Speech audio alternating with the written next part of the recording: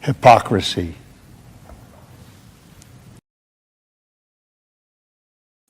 Hey, what's up, guys? Welcome to Law-Splaining the Interwebs. I am your host, Nick Rekieta of Rekieta Law, a small law firm in central Minnesota, broadcasting from basically being in bed.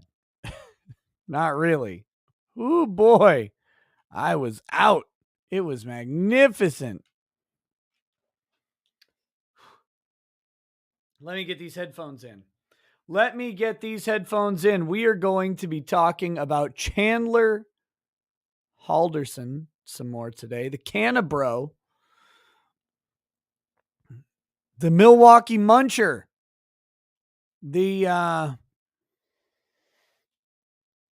Let's see. What other names do we have for him?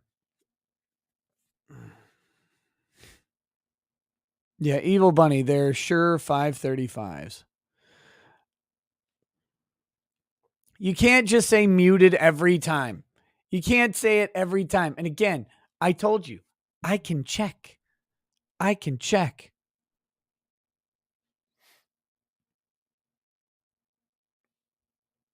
But yes, we have more testimony from the Milwaukee Muncher trial. In this case, it'll be against his brother. His brother will be testifying against him. That's the idea. Let me find the video. Goodness gracious. Wow.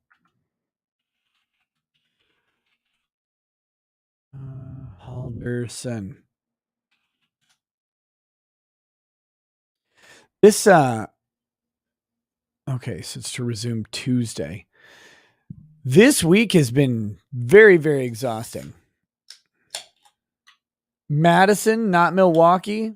Oh, he's the Madison Muncher. I thought he was in Milwaukee. I thought he was. Chandler the Chomper. We've got let's see, where are we? Trying to get everything set up here.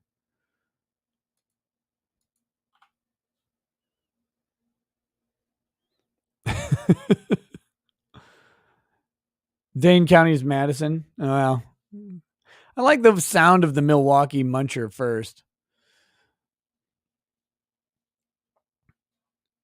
Better, but you know what? Madison Muncher's fine. It's interchangeable.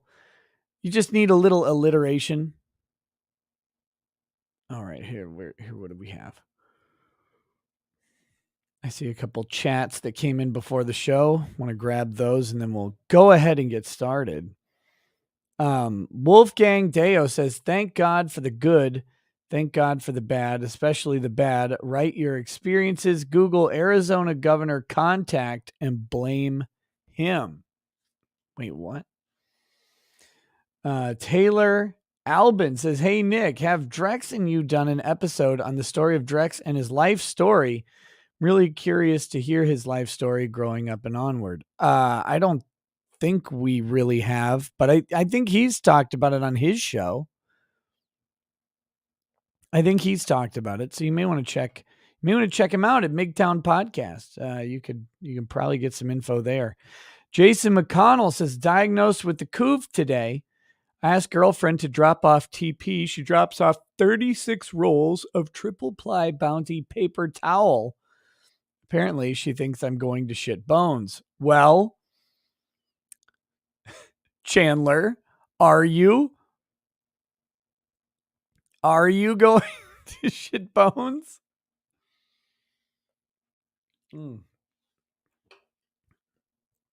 Questions we must ask now.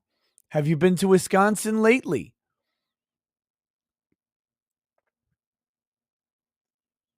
Oh, hey, speaking of MGTOWN Podcast, he's in the chat. He says last episode had some childhood stuff. Episode 59. Maybe you should check it out.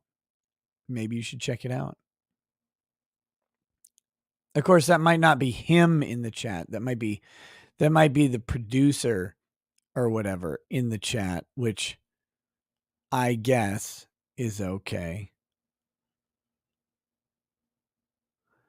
Let's see, what do we got? Mojo Each says, just imagine how much longer the hearing would have been if it was Mommy Chu reading the charges in full. Oh God, that would have been unrealistic. What cheese pairs best with mom and dad? Moonster cheese. Daily Dose says, since you can't eat fried food, how would you take a bite if you had the chance? Also, late beta boomer, also high rags. Nick, go on EFAT, please. I imagine people are largely pretty stringy and tough. I don't know that we get as much intramuscular fat as some of the other beasts that are out there. So I would probably braise. Whatever. If I was going to cook a person, I would braise them, break down the intramuscular fat that does exist, soften up the meat, get some of that, not quite cartilage, but that stuff that gets close to it and the tendon cooked down. That's what you got to do. You got to do it, right? Like you got to slow cook it. Have you ever tried Lusty Claw bourbon? No, never heard of it.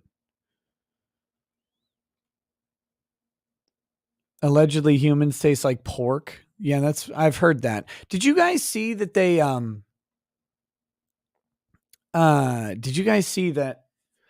they took a pig heart and put it in a people? They did that.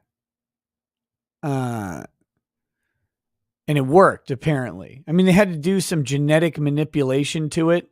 I'm sure that's fine. Like I have no concerns about this happening. I'm not worried at all about the fact that they took a pig and shoved it into a person. That doesn't, okay. All right. Anyway, he says, hi Rags, Nick, go on EFAT, please. Would love to. Happy to do it. I've talked to Mahler a little bit about doing a show. We just have to figure one out. Timing's got to be right.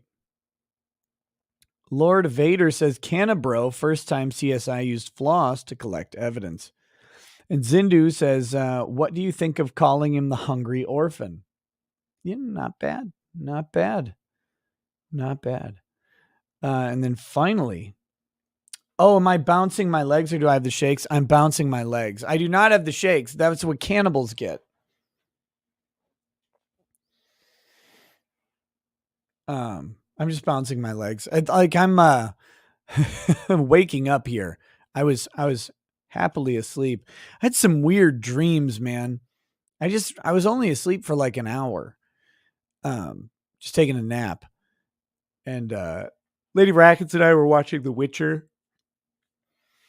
And I'll share my dream with you. Maybe it'll give you insight into my weird life that exists now because of YouTube.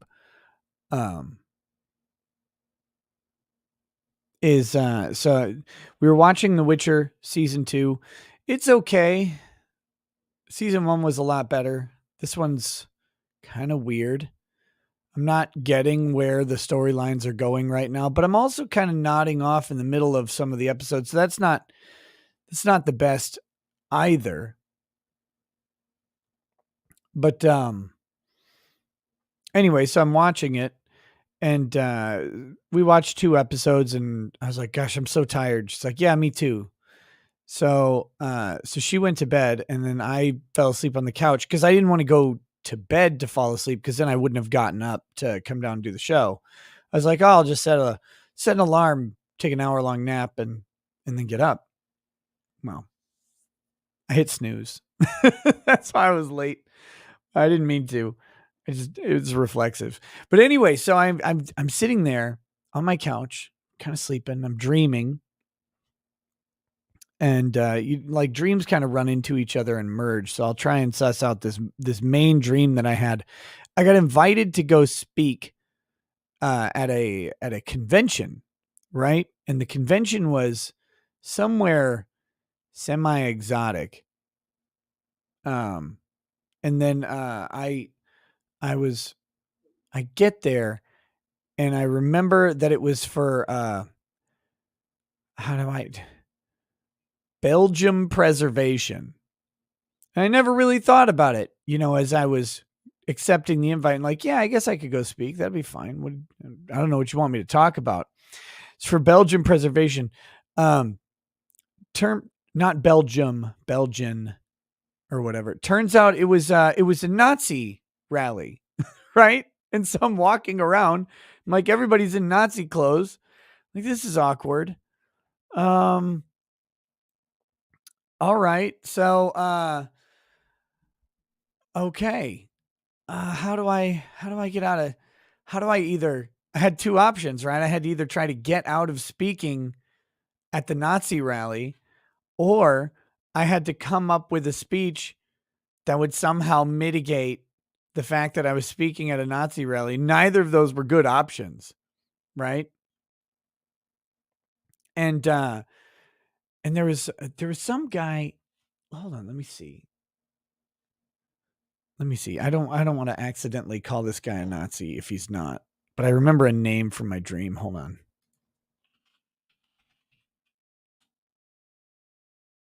Let's see.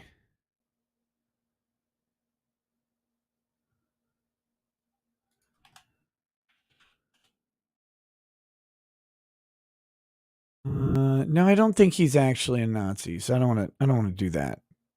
No. I think my brain just put a name in there. That's not really fair. But yeah. So anyway, there was some other person whose name I had heard. I wasn't really familiar with him speaking there and stuff, and so it was. But it just didn't work. It was weird. I don't know whatever happened. I didn't actually get to that part in the dream. I woke up. Okay, so on Odyssey, they've supposedly got pop-out chat. Oh, there it is. There's the setting. No, that's not popped out. Where the hell's the pop-out chat? Where is it? Where is it? There's supposed to be a pop-out chat option. I see the timestamps. I'll worry about it later. American Legend says the Pope. Yes, it was probably the Pope. But anyway, yeah, I was trying to figure out how to graciously exit. I mean, they'd paid to fly me to where I was, right, and put me up in the hotel and everything.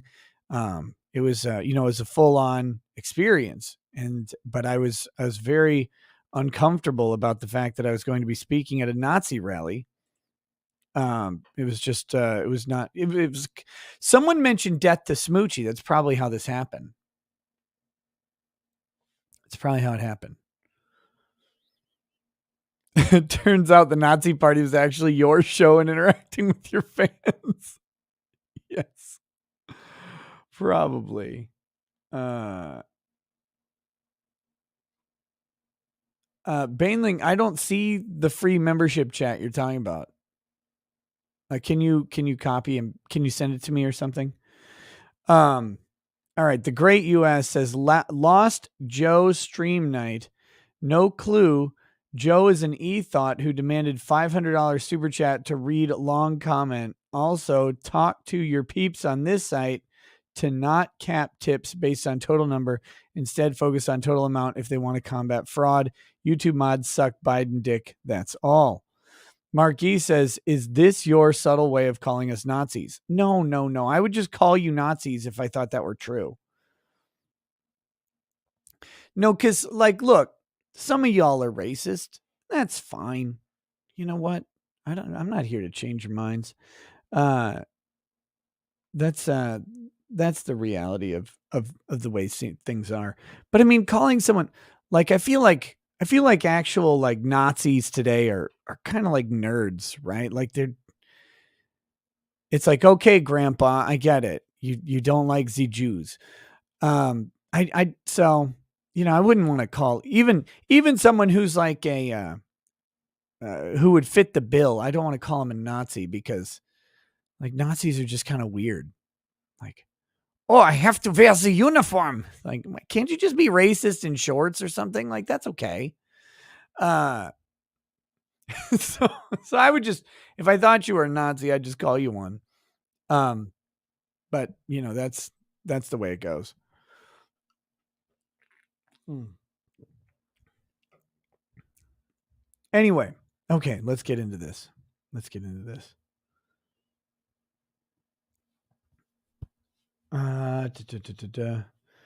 Mikey P says, Angry Benny kicked my dog. His name is Avatar. How do I sue him? You come to my house, you kick my dog. Uh, don't you tell me damn right. Don't you swear at me. Okay. All right, let's see. We're gonna watch the brother's testimony, Michael Halderson. Today. I wanted to get some stuff out of his testimony. His testimony was on day 1.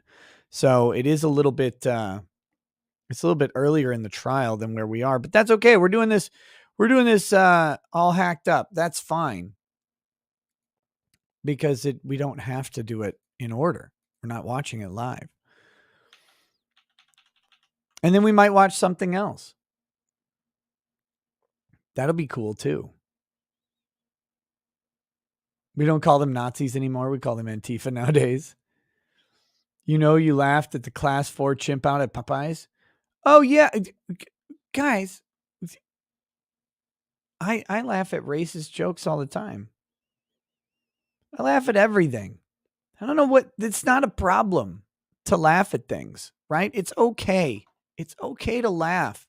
Suddenly it became unokay to laugh and everybody became so just insufferable everywhere you go. Somebody's got to point out everything about every joke. It's like, well, but it's really not okay to talk about this, yada yada. Oh my God, everybody. Did you guys see there was a Supercross event and some chick just drops her top down and is shaking the girls around, and then some Karen comes up to complain about that, about the fact that this girl got her tatas out, and then when the Karen walks away, someone chucks a beer at her, just blah. Good. Get it. Stop Karening. Stop being this way to everybody. Everybody needs to stop. Just let people go. Just seriously, every time. Well, that's very problematic. No, you're problematic. You know what? Why don't you rub your face on some sandpaper and do the world a favor? Stephen Oglesby says, have you seen the Cleveland case where 3 black teens carjacked an off-duty Cleveland cop and murdered him? No.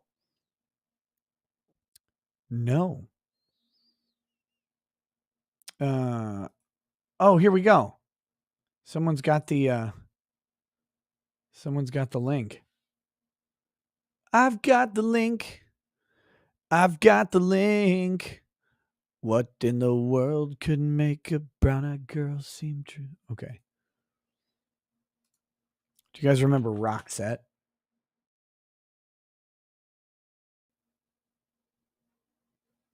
Hold on, let me see. Let me see if this actually shows it.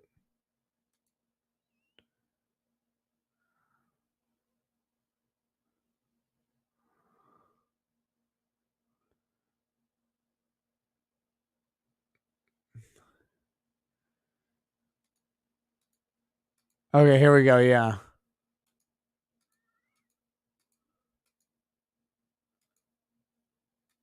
Here we go. It's censored so I can show it. Right here.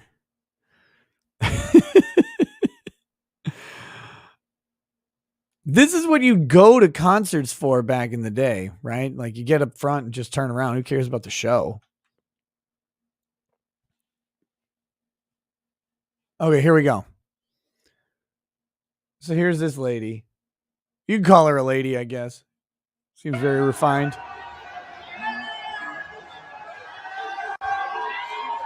Like, what is it? Chill. Hey, chill. Go back to your seat.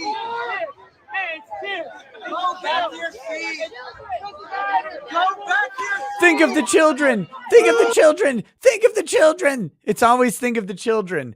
It's always think of the children, right? It's not think of me and I'm offended. It's not her that's offended. It's think of the children. There's children.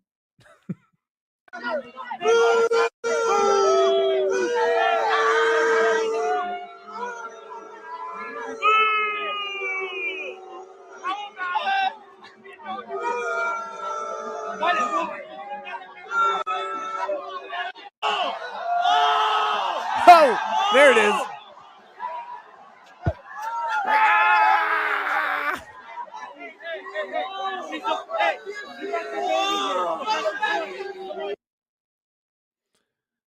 There you go. You know what's heartening about that? Made me feel good. People are tired of Karening. Stop it. Go away. Go away. No one wants you. No one wants to hear your complaining anymore.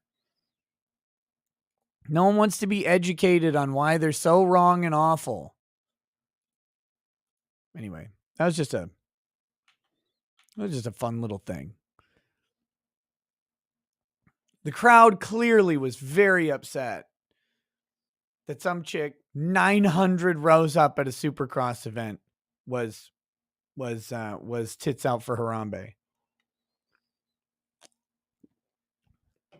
By the way, you know how I would handle that?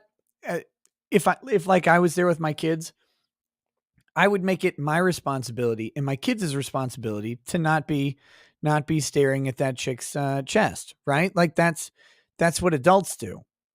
Is you just say, "Oh, hey, you do this number," like your parents used to do when they took you to a movie, and they're like, and they're like, "Oh yeah, this movie probably doesn't have a bunch of nudity in it. Death Stalker, that's fine."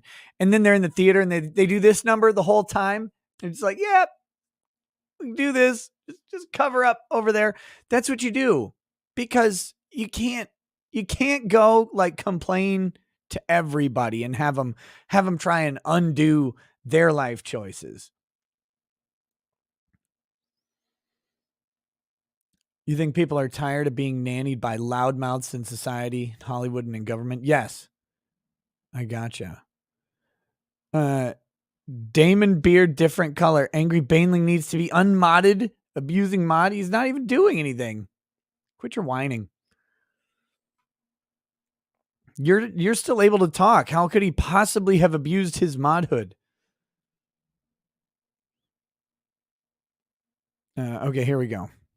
So this is Cannibro's brother. Thank you for that mild diversion, for indulging me in watching some like over makeup weirdo lady shake her breasts at a Supercross thing and then have some chick have beer poured on her.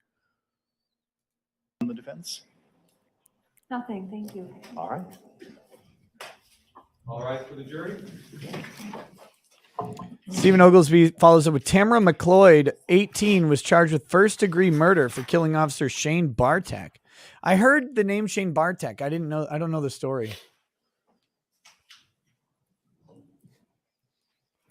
Please be seated, everyone.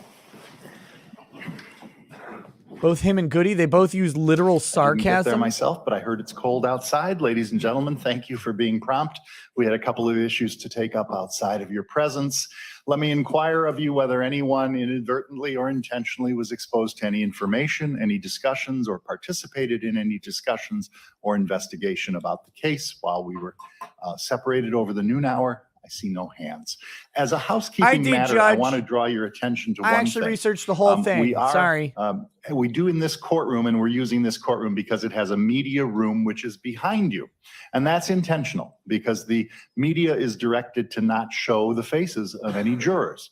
That's an important part This of judge our has a good radio protection voice. and our honoring your participation as citizens unwillingly, although I hope It sounds like a willingly, Midwest preacher. through this process. It was pointed out to me that if I do at any point in time invite you to go ahead and stand and stretch, that if you turn around in that process towards the media window, you might inadvertently be photographed or recorded.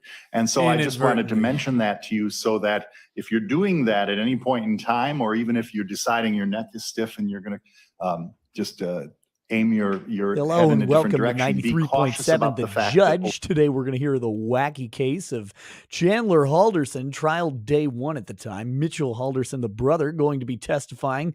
We've got some jury instructions to give out just to keep the jury on the safe side coming up here as we come into the noon hour.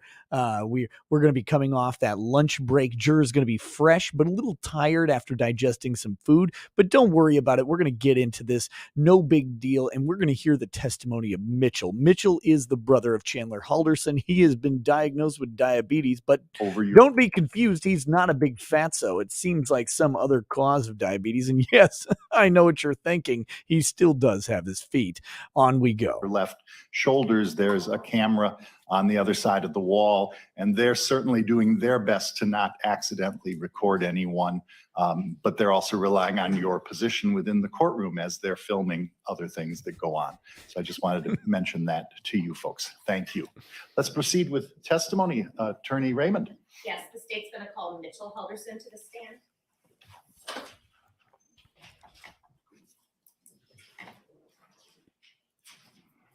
Traffic and weather on the 8s.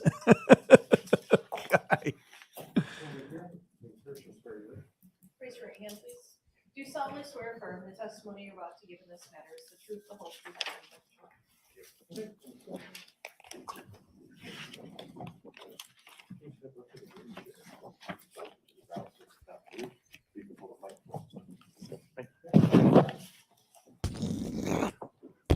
Mr. Halderson, if you are able to safely and responsibly, I would appreciate your testifying without a mask, if you could.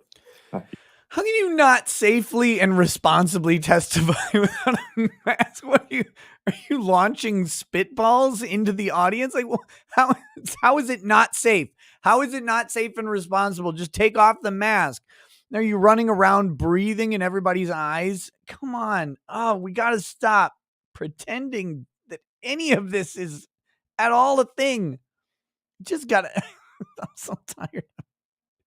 Silver coins go clink, clink, says grown men wearing bow ties need to be put on the wall next to the maps. Hard agree. I'm tired of seeing these ridiculous people. I'll tell you, I have full disclosure. I have worn a bow tie, I think twice in my life that I know of. I mean, I might've worn one as a kid. Like your mom gives you a bow tie. It's like, here, put this on. That's possible, but twice consciously wearing a bow tie. Each time I was in a tuxedo, and it was at an event where the bow tie was provided. Right? It was like a theme. It was a charity event, and they provided a bow tie for the men to wear, and they all matched. So everybody's wearing the same bow tie. That's it. I refuse to do it otherwise. I hate bow tie. I hate them. I don't think they look good. I don't like it. I don't like it at all. Master Blaster says, I had a dream once where John Goodman got mad at me for not helping him in the electronics department, but I worked in the produce department and I didn't have the keys, and my boss was a goldfish for some reason. No, dude, you were just browsing kiwi farms and got into an argument with Anonymous. That's what happened. He was just yelling at you. He called you the F slur. The bot says, hey, Rackets, I sent you an email with a bit of an update on the store if you'd like to read it. Also attached a side note about a shooting near here that might interest you. Well, I'll have to check it out. Okay, here we go. Yes, sir. Thank you so much. Go ahead.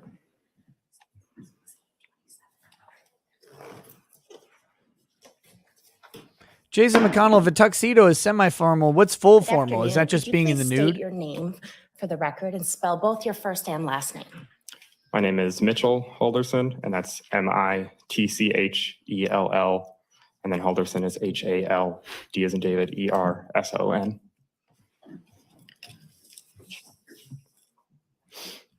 What are the names of your parents, Mitchell? Bart and Krista Halderson. Well, that was their names. And do you have any siblings? I do. And who's your sibling? Chandler Halderson. Where'd you grow up?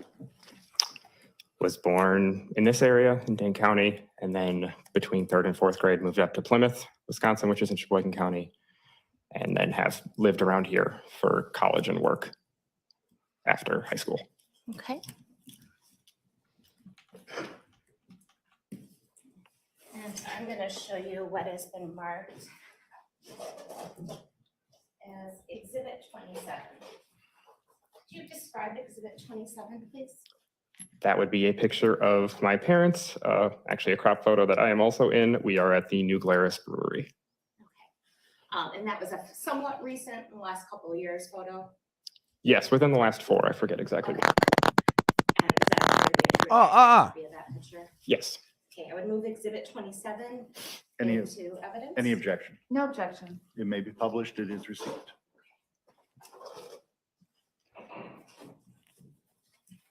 So how old was your dad, if you know, in July of this year? He was born in 71, so in July he just turned 50. And your mom, she was a few years older. Correct, about 3. What did your dad do for a living? He was an accountant. Do you remember the name of the firm that he worked with last? Yeah, BDO USA. And he did taxes and things like that, or? Yes, specifically with small businesses was his specialty. So is he kind of a money savvy sort of person? I would say so. Definitely had finances, understood them well. Do you believe in banks? Yeah.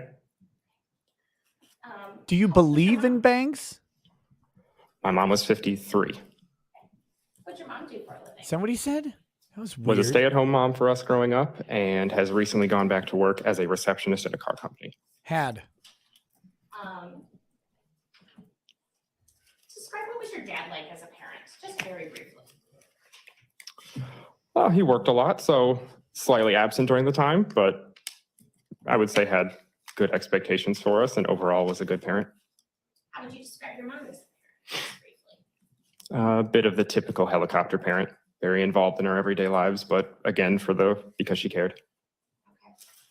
Okay. So she stayed in communication with you often, is that a fair statement? Yes. What is the age difference between you and your brother Chandler? 18 months. And are you the older or younger sibling? I am the older. And just for the record, I think the judge is going to ask everyone but the jury to remove their mask for a few seconds. Do you see your brother Chandler Halderson in the courtroom today? If everyone could lower their masks briefly, and after 1, 2, 3, replace your masks. Thank you. They all do. got COVID in that Could you moment. please describe by where he's seated and what sort of, maybe the color of his shirt? Table to the right with a purple shirt and a suit. I would ask the record to reflect that the witness has identified the defendant. It shall. So Mitchell, if you're 18 months older, are you 24 or 25? I Right. just turned 25. Okay. And in July of 2021, where were you working and what did you do? I work at Epic Systems and I am a technical services representative. A computer guy. Sure, yes. Okay. Kind of. And are you married, single, something else? Engaged, Engaged. Okay. And how long I'm have off you the been market, engaged? ladies. a little over a year. Okay. And you live in the Dane County area? Yes, In a house, a condo, something else? in a house.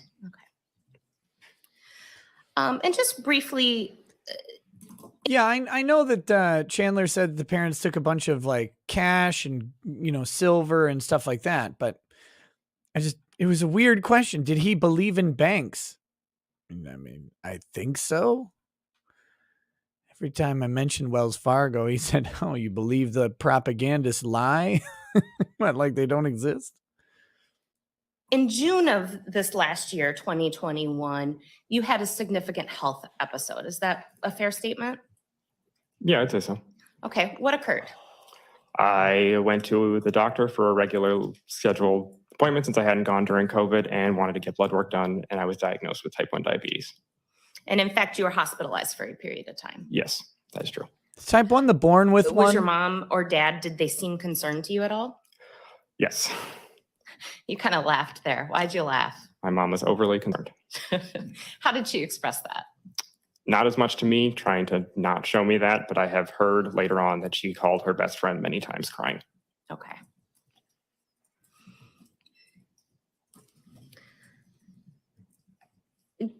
Growing up and moving into recently, what sorts of things did you and your brother Chandler do? Since we didn't live in the same house, we would do things online, like play video games and just talk that way. Okay. What sort of video games did you play? Wide array, but generally first-person shooter games.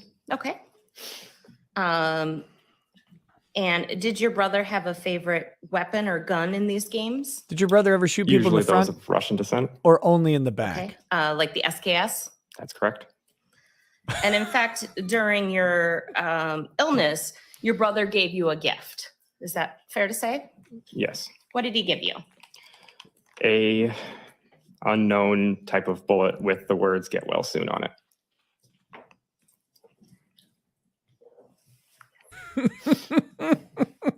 Did he give it to you at high velocity?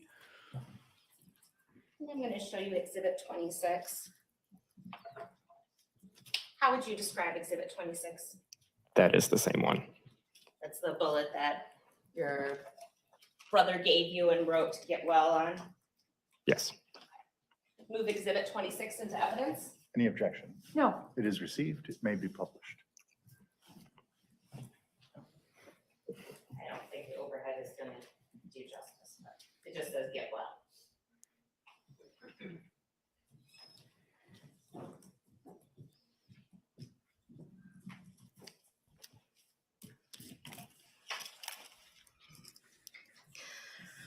I want to turn your attention to when your parents went missing this year.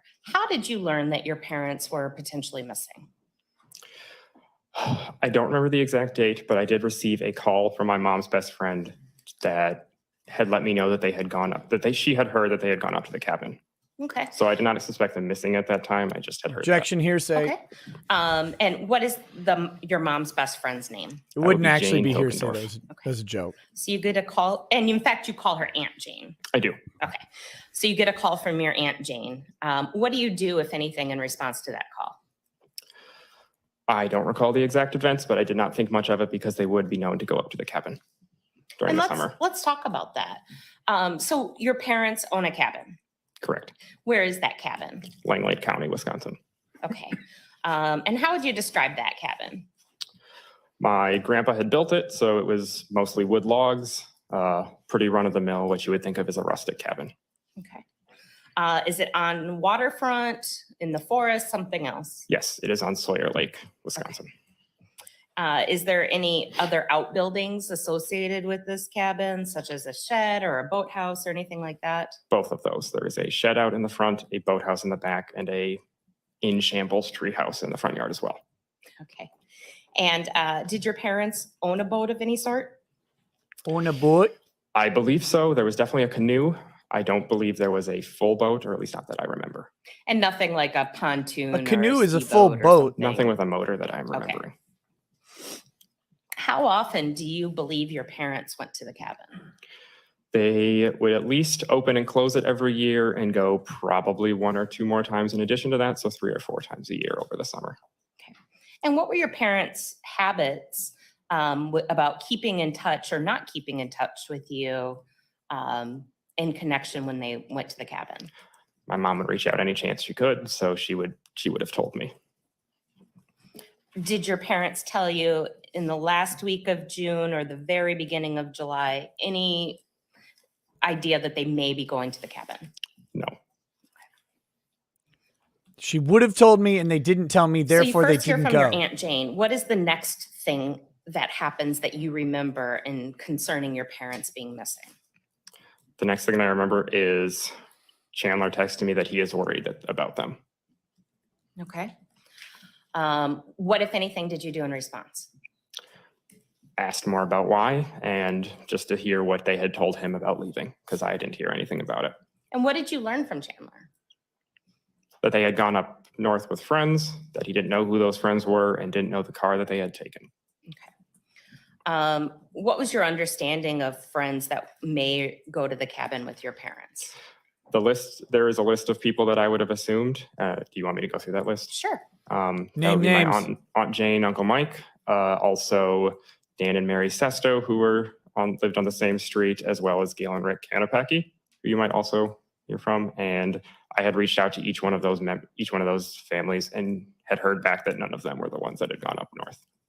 Did you have any understanding about who would drive when your Did you- parents went to the cabin? Did you know that your parents were Unless it was swingers? one of those three, I would assume that they would drive because they're the ones that know the way. And there are certain folks, notably Dan Sesto, that goes up there often enough that I would understand driving, but nobody else. Okay.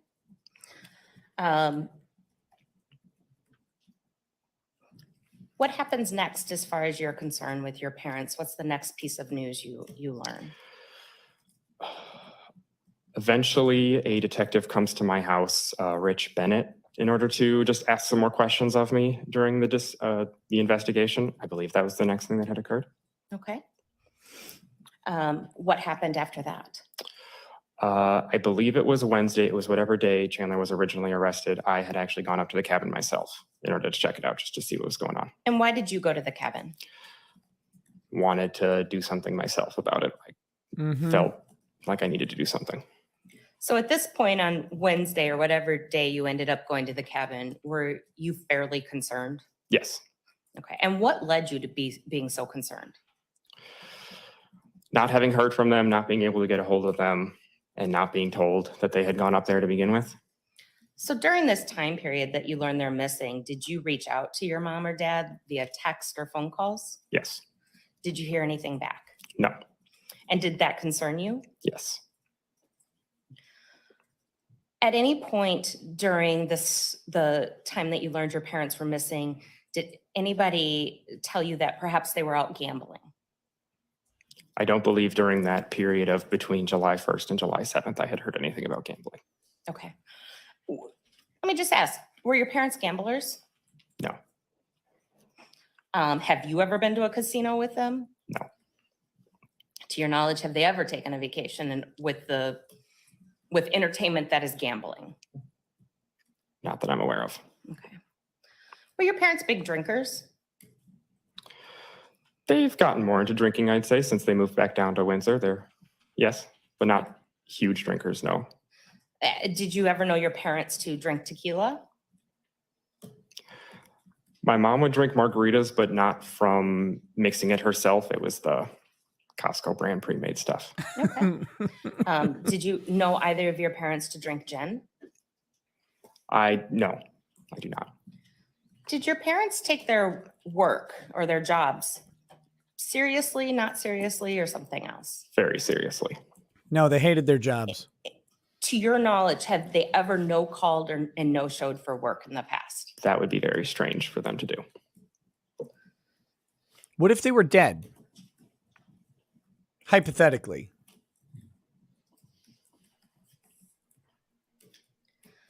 I want to so you go up north and you meet a deputy up there. Correct. What do you do once you're up there? Before the deputies arrived, I took a lap around the cabin myself just because I didn't want to wait outside any longer. Eventually, Langley County, the deputies, I believe they were sheriffs and deputies, met us there. And eventually I took another walk around the property with them, just pointing out things that I noticed. And also they busted into the doors because they were all locked and the keys that I had were not working. And at any point, obviously, you did not find your parents up there. No. Did you find any signs at all that they had been there? Nothing looked like it had been used. There was a couple pieces of trash around, but I believe that's just because sometimes people will walk through the property on the way either between properties or just in the way, either way, I do not believe it had been used anytime recently.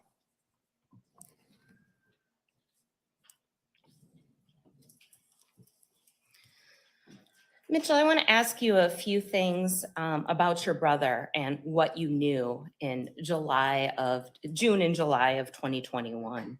Where, if anywhere, did you believe your brother worked in June of 2021? I believed at American Family. What did you think he did there? Answering questions on a message board, things you can do from remotely. Your understanding Yes. is working from home like most people. Yes. Did you have any understanding about his payment schedule or anything like that in connection with American Family? No, I wasn't really told much about that. Did you, when he was arrested in July of 2021, were you under the impression he was still working at American Family? I was. What, if anything, did you believe about your brother Chandler's schooling? Believed he had not currently graduated yet, but was attending online classes at MATC. And what did you believe he was studying? Renewable resource engineering was the general consensus I had. Did you have any knowledge about when he was scheduled to graduate or? No. Okay. Why not? Are you a bad brother? In You a June bad of brother, Mitchell? 2021, your brother suffers a fall. Yes. What, if anything, did you know about that fall? I was told that while my dad was home working, he had heard a thud and that he went upstairs to find my brother on the ground next to the staircase or on the staircase. And did you see your brother in June of 2021? In June, I did, yes. Okay. What, if any, sort of lingering medical effects did he have, to your knowledge? I wasn't aware of a lot. I believe there was general numbness, I was told, kind of during that, and overall tiredness as well.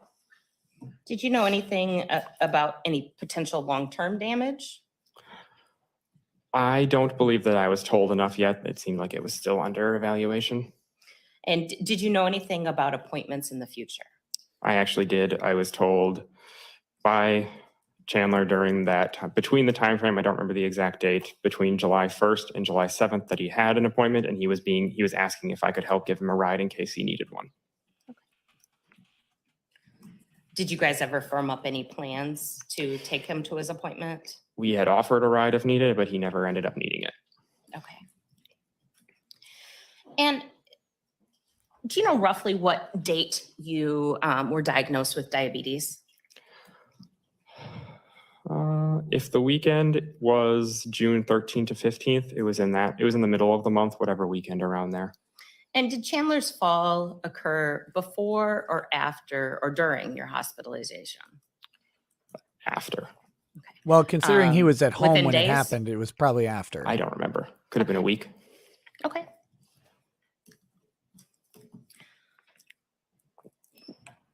Other than Chandler seeming tired, did you personally observe any differences to Chandler's physical appearance? Just the neck brace, but no, nothing else. Did you observe any difficulty he had walking? I don't think so, no. Did you observe any weakness of limbs, picking things up, anything like that? I didn't see him pick much up either, so I guess I can't say. Okay. He never picked anything up in our entire lives. Look at him. So Mitchell, I Did need you to ask see you a his few legs? difficult questions. Are you a beneficiary for your parents' life insurance? I am. Ooh. How much do you believe that you will end up getting out of life insurance because of their deaths? They have a few different policies. It is in the, if I'm remembering correctly, it is in the ballpark of around $1 million. That includes the house as well. Yeah, I don't believe that's including the house, actually. Wouldn't be included on insurance, have you been lady. paid out anything as of today? No. Is anybody else listed as a beneficiary? I believe it went to my mom first. If my dad's death had preceded my mom's, or I guess their policies listed each other primary, but then yes, also my brother was listed in the same line as I was. And Mitchell, did you have anything to do with your parents being missing? I did not. Going missing. Oh, thank God. Whew, And thought he were was going you to say he fully definitely did cooperative in it. the investigation? Yes. Did you provide a DNA or a buccal sample upon request? Yes. Did you provide proof of work during the first week in July upon request? I did. And did you participate in multiple interviews with multiple different officers? Yes. Nothing further. Cross-examination. That's quick. Okay. Good afternoon, Mr. Halderson. My first questions have to do with you living at that house in Windsor, Wisconsin. Did you ever live there yourself? I would never have listed that as my address, no. But I have stayed there over weekends. And before July of 2021, you would be at that home 1 or 2 times a month, perhaps, to visit? You know, probably in the ballpark of two to three, possibly even 4 times a month. Yeah, we visited often because they were close. And would those be overnight visits? Occasionally, yes. And when you say we, is that with your fiance? That's correct. Now, in June of 2021, you did visit there on Father's Day, is that right? Let me rephrase that. You visited there for a Father's Day celebration, That's correct. but it wasn't on Father's Day. I don't remember the date. And that was a meal with everyone? Yes. Yes. I believe I'm remembering the date you're talking about now. Yes. How many other times did you visit that home in June of 2021? I don't believe I would be able to give an accurate number. It's a couple, but I don't remember the exact amount.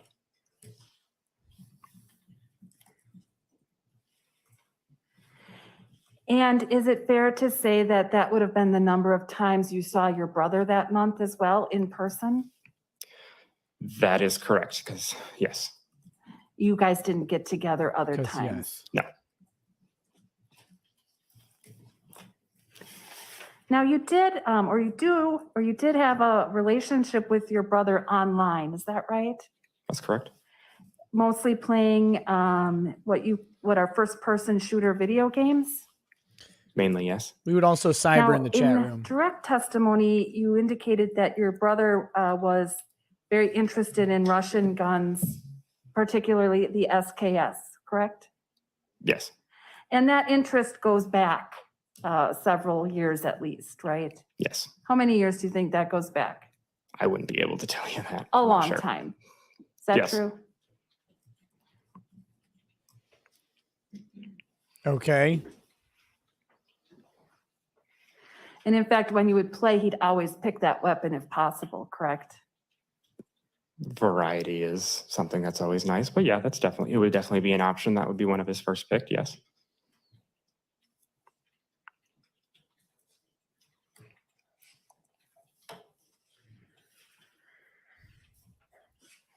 Now, I'd like to ask you a little bit about the cabin.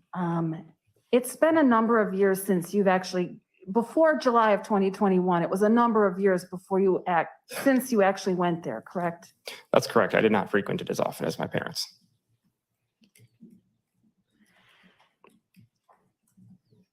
Do you remember the last time you went to the cabin? I don't remember exactly which, but it was probably in somewhere between 3 and 5 years. It had been a while.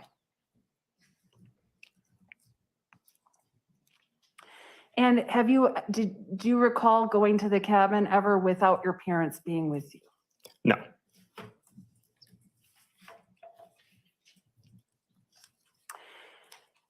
And when your parents would go to the cabin, you say maybe 4 times a summer, it wasn't uncommon that they would turn their phones off, correct? I think cell reception has gotten better over the years. However, the area is a little spotty in cell reception, so it wouldn't be uncommon for them to turn them off to avoid roaming charges. Oh, Roaming charges. but they would also power them back on. Roaming occasion in order charges just to still make sure that exist? They would update us. Wait a minute. Show of hands, who's paid a roaming charge in the past, I don't know, decade?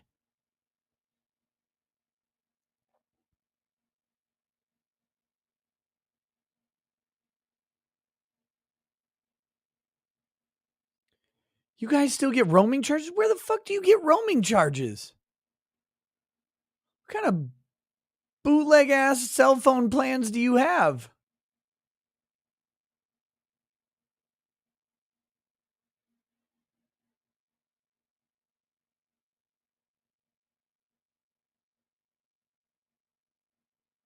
In another country, I don't get roaming charges in another country.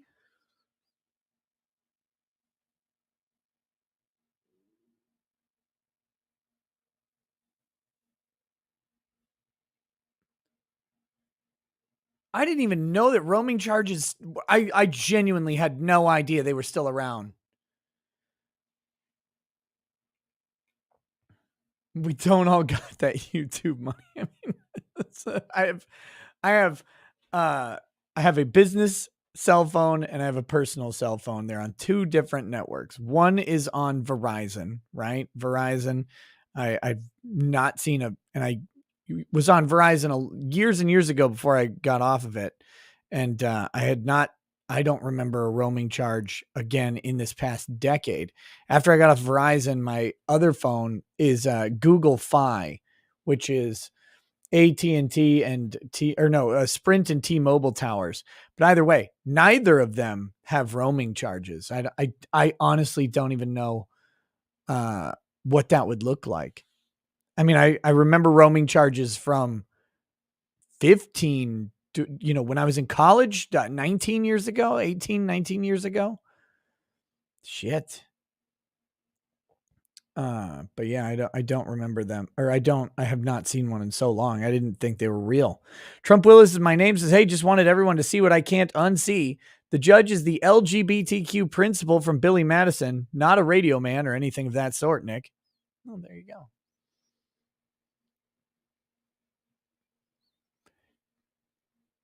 Jennifer Ginter, I live in rural America. I still don't get roaming charges. I don't know.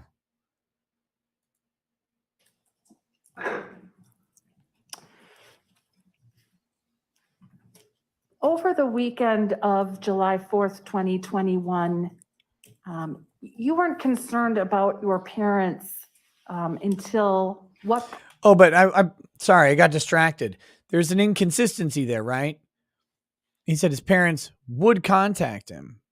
They would tell him, but they would all, it'd be very weird that they didn't check in on him because his mom texted constantly, but he did have to admit that they would turn their phones off up at the cabin.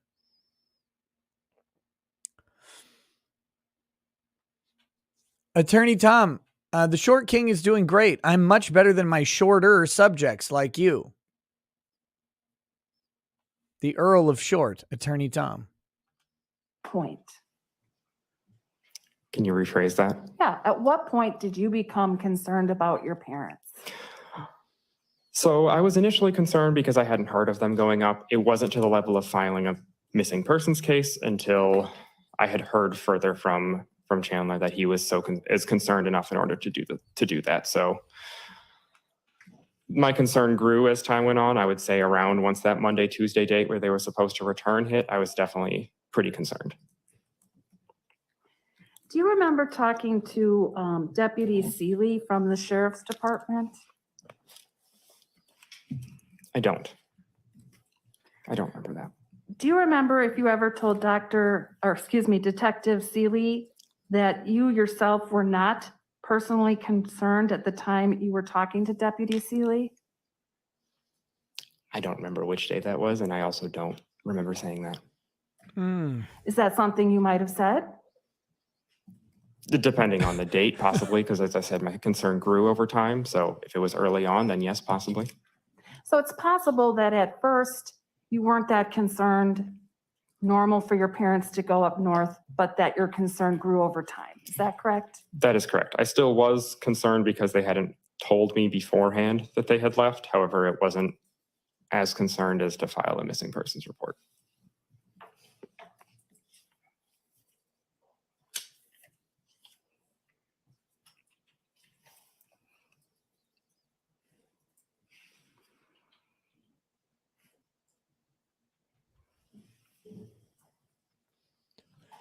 This defense attorney has a tough job, by the way.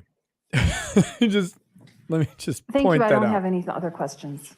Any redirect, Attorney Raymond?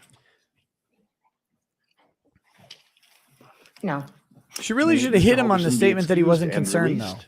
He's excused from his subpoena for right now. He remains exempt from the sequestration order, but it remains under technical So subpoena. you would still have an obligation to be recalled if recalled, and thus you have to follow the sequestration as if you hadn't testified so far. Thank you, sir. You can return back to the lobby or the waiting room. Thank you, Your Honor. Okay, so that was kind of interesting because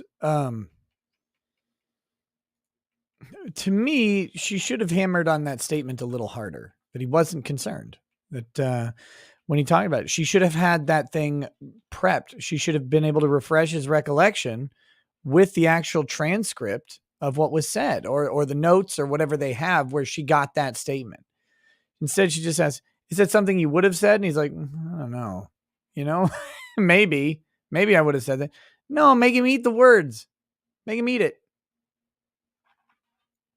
Very, very weird that she wouldn't have hit that a little harder, in my opinion. Okay, so people want me to watch the blood folk from this trial. Who's the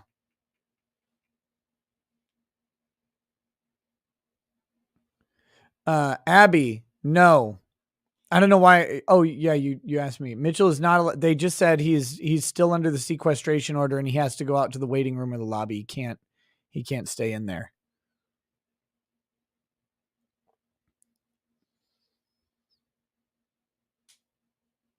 Let's see. So where's the they never did luminol in the girlfriend's car. So where the let's see. Forensic scientist Denise Jones, is that it? Nick Stalkey, forensic scientist. Which one? Which one to watch? They're both long, so we got to pick the right one.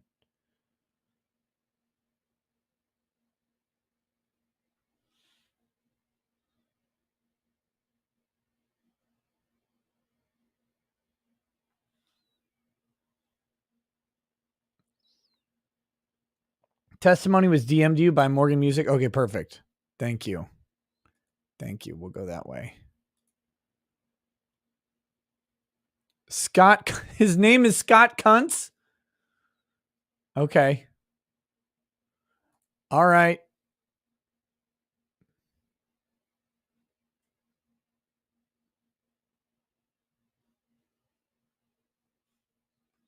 Wait, no, that's the medical examiner. Which one's the blood guy?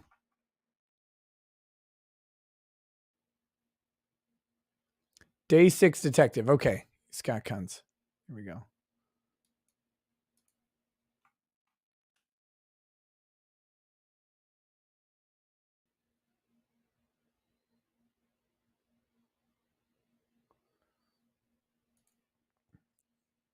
Okay, here we go. Let me get this pulled up over here.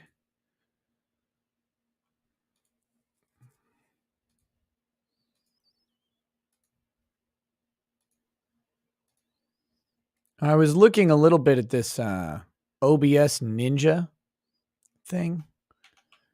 Might try that out soon. StreamYard keeps being stupid. The defense of Chandler Halderson. Team Girth.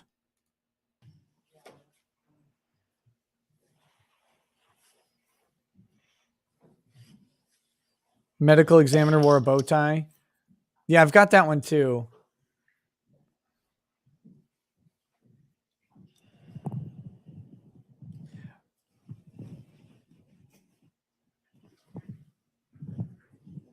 Hold on, let me see.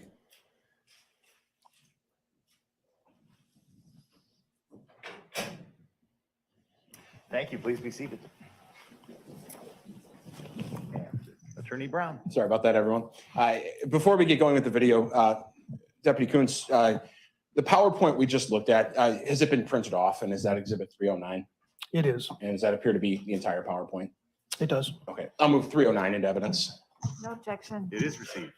Wait a minute. So as I said before, we're going to now begin playing the video. It's a little over 35 minutes long. Again, just putting everyone in the right mindset. We're talking about the early morning hours of July 2nd. And in fact, there'll be a timestamp on this, correct? That is correct. All right, we'll begin playing. Wait a minute. This is no. This is not what we want. I don't think.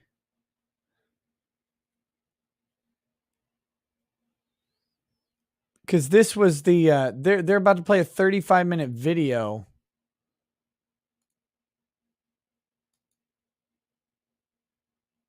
With nothing happening. I don't want to watch that. What about this guy's the arson specialist here. Now who gets the inheritance money if neither brother gets it? Who's third in line? It would go probably to the estate and then pay out that way. This is the video of the fireplace. Okay, yeah, this is the arson specialist. Go away. No.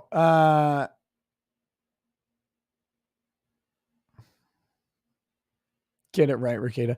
Morning of day 6. God, I hate how they have this broken up. This guy. This is the morning of day 6. Oh, and then it goes. Hold on, let's see what we've got.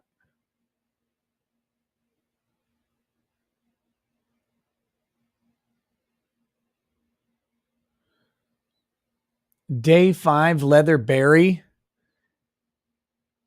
Yeah, I'm trying to find the blood evidence detective. Day 5, Greg Leatherberry, this guy. Is this him?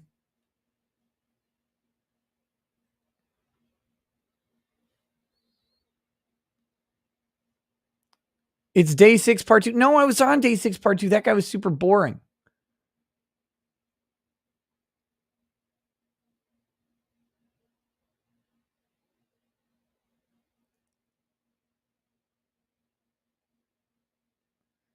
This guy's a whole bunch of shit. Is this it? He's after Leatherberry. Oh, Jesus Christ. This is, you know what I'm going to do? I'm going to do this. I'm going to do this.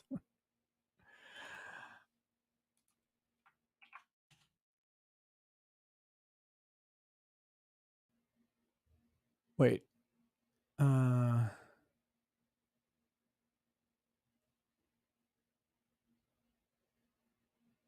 Where's the medical examiner? I thought you said this one had the medical. God damn it.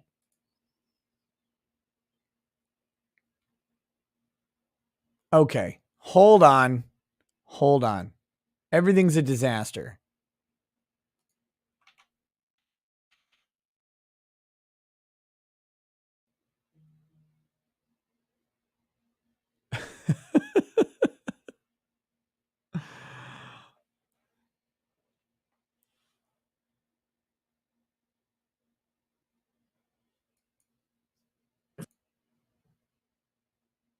Okay, that one's the fireplace.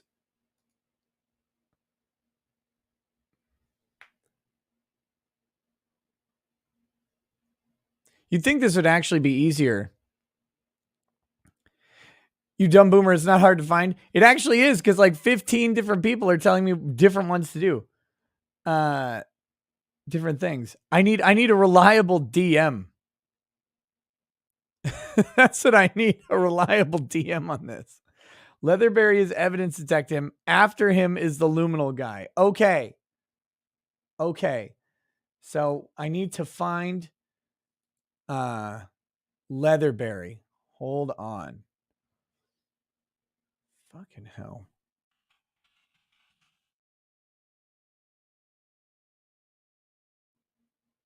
Hi, I'm Danny. Shut up, Dan.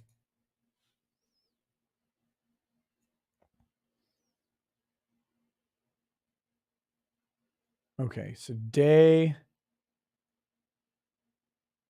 3, day 5. There's Greg Leatherberry. And is this it? Lieutenant Jessamy Torres? No.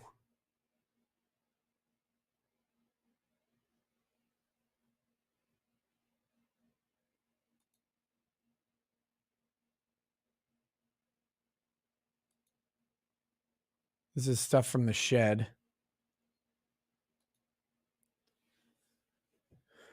Oh my God, this is a pain in the ass. Hold on. Where did that go? This is the best live stream you could possibly watch.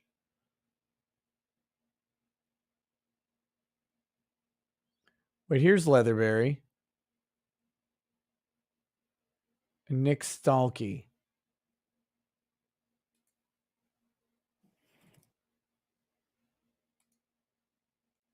Okay, I think Stalkey's the luminal blood guy. Here we go. This is the guy I think we want to watch.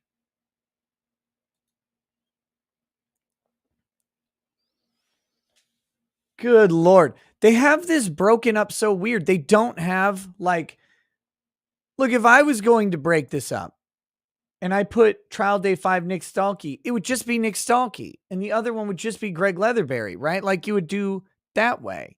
But instead they have it broken up where it's like the second half of one guy's testimony and then the first half of the next guy.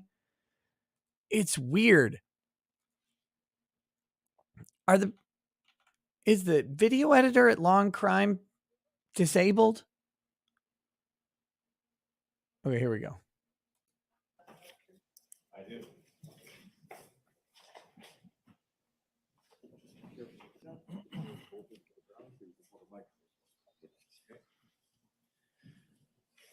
Good afternoon, sir.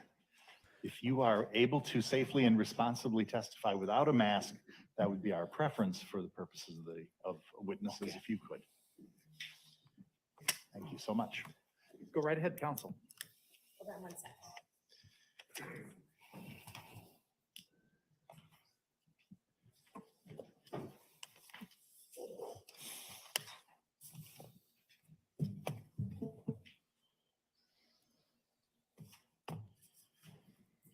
This guy's got a good mustache. I'm liking it. I trust him a little bit more.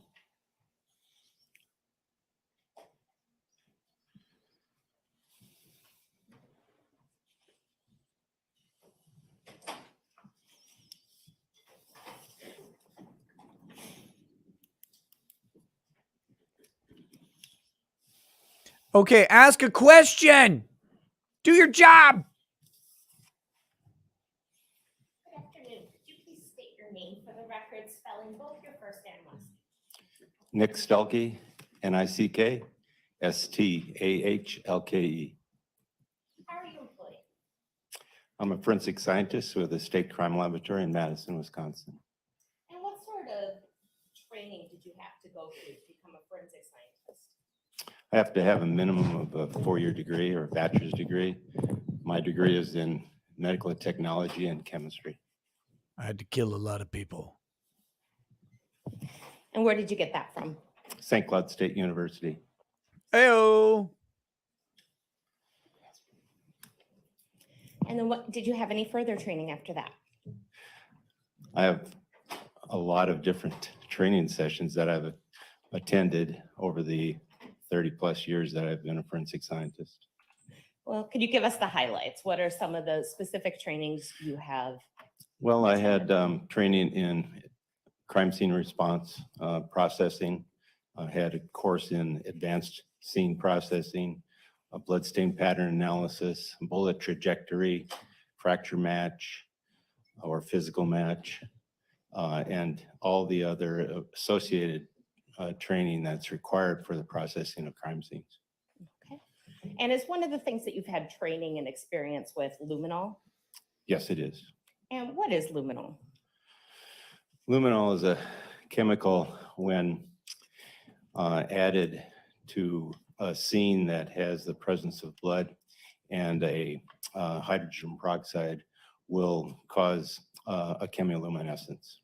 Okay. Okay, so it's a chemical that when added to blood, it'll cause it to react under a certain light? Yes, it does. When blood is present and you add luminol, the blood reacts as a catalyst, causing the blood to actually luminesce or give off light. And what is it Have you used ever for? sprayed it on a federal agent? We utilize luminol for determining whether or not there's a cleanup at a crime scene. I also like to use it for determining what has actually occurred if there's been any movements within a crime scene that isn't necessarily understood from just the visible blood that we see at a scene. So it's helpful in identifying on non-visible blood at a crime scene.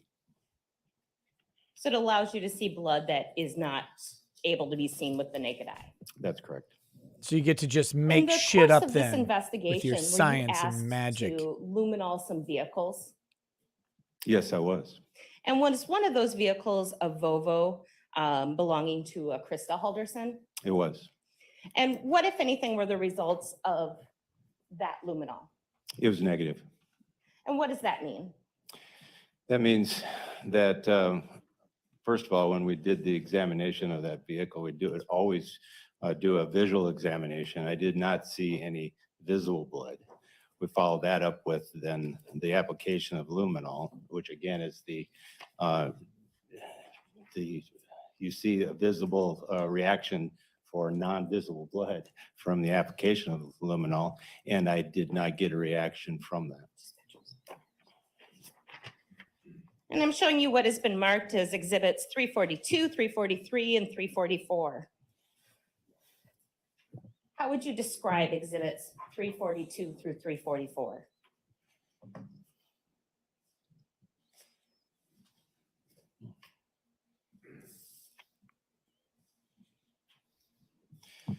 Exhibits 342, 343, and 344 are photographic images of vehicles that I processed in this case. And I would move 342 through 344 into evidence at this time. No objection. They are received. And I'd ask for the Elmo. The Elmo? What? And 342. Was this the Volvo that you processed? The is. Volvo. And no There's an signs of L! blood in that Volvo. That's correct. There's an L. And 343. L's in chat for all the L's this chick missed. Was that the even though she's gonna Outback, take 'em. Subaru Outback vehicle that you processed belonging to Bart Halderson? It was. And what result did you have with luminol with that vehicle? Again, it was negative. And then I'm going to show you 344. There was no blood in the Subaru. Oh, wait. Is this another vehicle that you at least took a look at? It is. And did you perform luminol on this vehicle? I did not. And Why? why is that?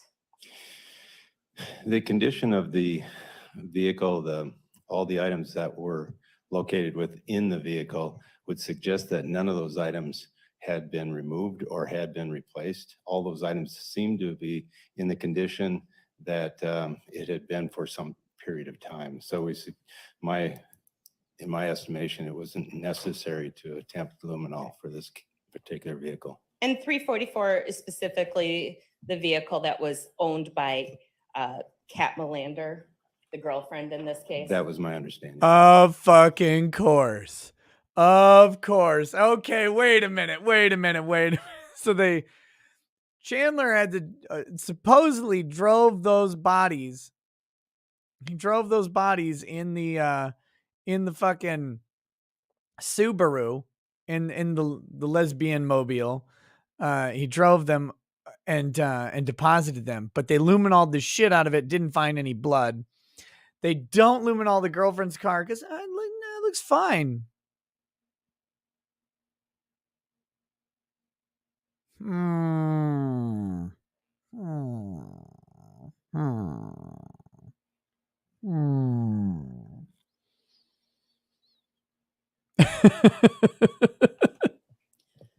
So let me ask you, if I have, Did the other cars look like they had their interiors replaced? Because that was the other thing there. Well, why didn't you do it? Well, it didn't look like anything. It looked like everything in there was normal. Did the other cars look like they had their interiors stripped out and redone? Because you didn't say that. something that is bloody, but I put it in I put it in some sort of plastic, would luminol detect stains on the flooring underneath? No, if there's no, This guy lied just now. Now, it's not his fault that he lied. The prosecutor asked a shitty question. It doesn't matter because we know what he means. But yes, the luminol would still detect the stains because that would mean there are stains.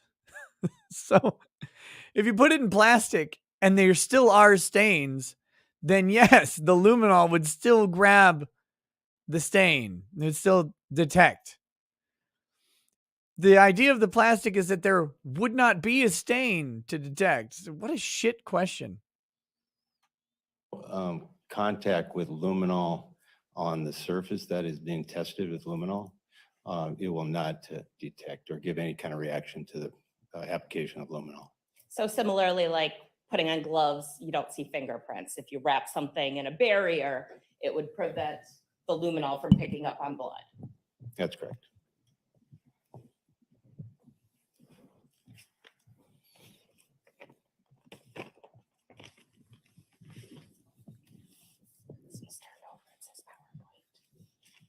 I can whisper into I'm doing ASMR. That's fine.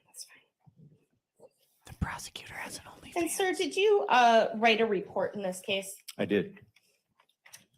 I'm going to show you what has been marked as Exhibit 548. Could you please describe Exhibit 548?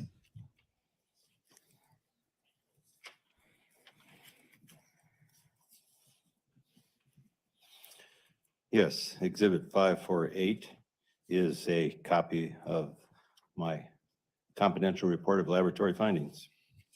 And why do you write reports with the results from your investigation? We always write reports so that everyone understands that we were there to, performing a duty, and those then, when we have conclusions that from our examinations, we need to report those to the And to the is agency. Exhibit Stephen Oglesby says, just tried Elijah Craig's small batch. Pretty good stuff. Have you tried it? No, I've not had the Elijah Craig small batch. Also, where is Ty hiding? I think Ty just got over COVID again. Like 15th time now. He had Omicron, I think. So, good job. Hugh Mungus Johnson says, extra spicy Bart and Krista wings. Cops and forensic scientists and DAs are all part of this cannibal cabal. Damn.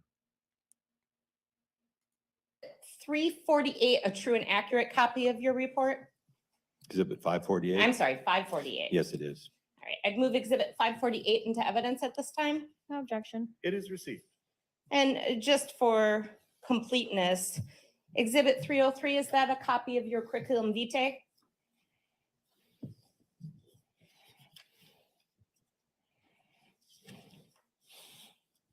Exhibit number 303 is, yes. I would move Exhibit 303 into evidence. No objection. It is received.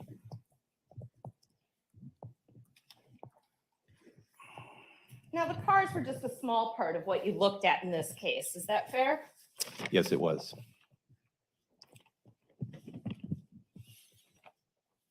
I'm going to show you what has been marked as Exhibit 304 and Exhibit 305.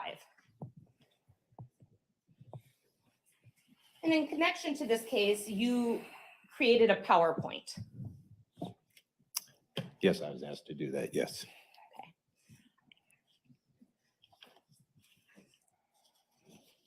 The proper way to ask that question was, Exhibit were you 304 asked is to just the create any USB of your materials PowerPoint. for this case? What materials did you create? Rather than leading with, you created a PowerPoint, didn't you? Doesn't matter, but just do your fucking job.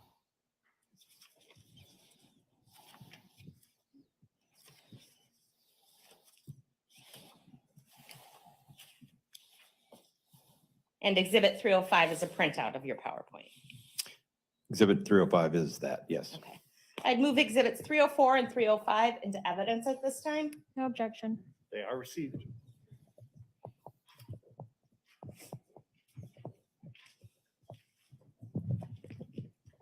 I am fried chicken. Sorry to hear that, bro. That is not.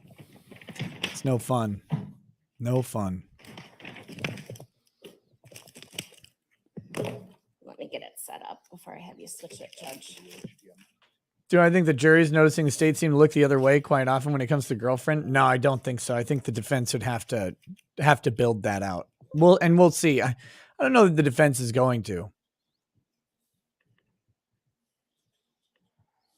Timothy Brown says, Nick, you are a scotch drinking machine. Salty Cracker turned me on to your channel and I feel smarter every time I speak on a case with friends. Thanks. Well, as long as you convince him that this guy ate his parents, I'll have done my job. I think we did. All right. Oh, there we go. So Exhibit 305 is a PowerPoint with 23 Guilty. slides approximately. Yes, And in the first slide, that's just the outside of the house that you processed. that's correct. And that house is the 4595 Oak Springs Circle address. It was.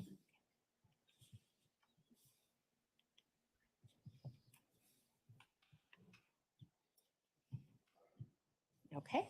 And what do we see on slide 2?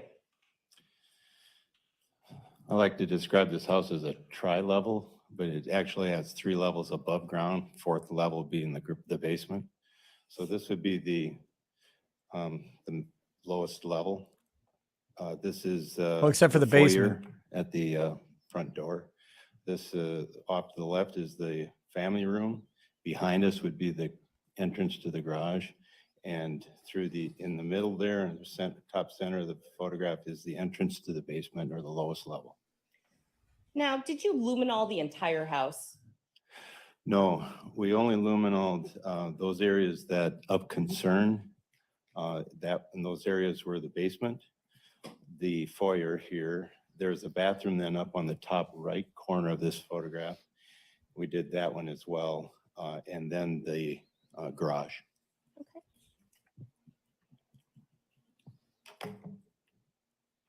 And the family room, if I didn't mention that. Okay. You And didn't. slide 3. Guilty. How would you describe slide 3? Slide 3 is the lowest level. This would be the basement. The basement was split basically in two, divided by a dividing wall. This would be the north half of the basement. So one of my problems with this case, and this might be where the defense is going to focus. Where the fuck did he shoot him?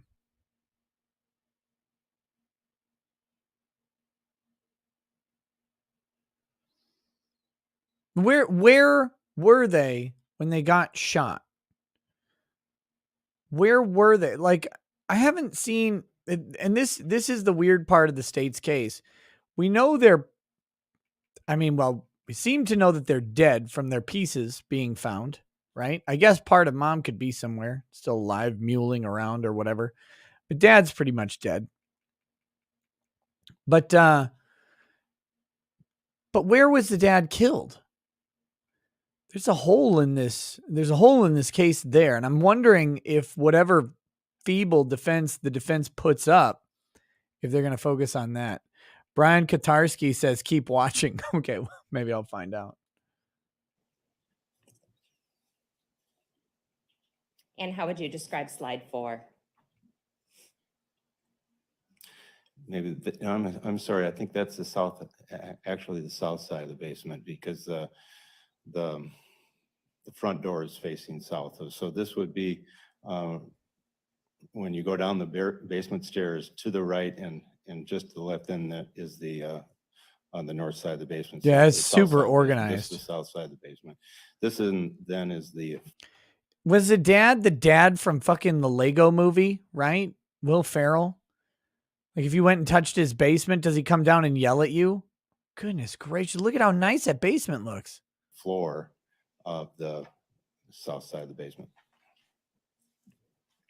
Slide 5. Uh-oh. Well, the first, the slide just before this was a photograph of the floor with white light. This is a photograph then with a long lens opening with no light at all other than the light that is being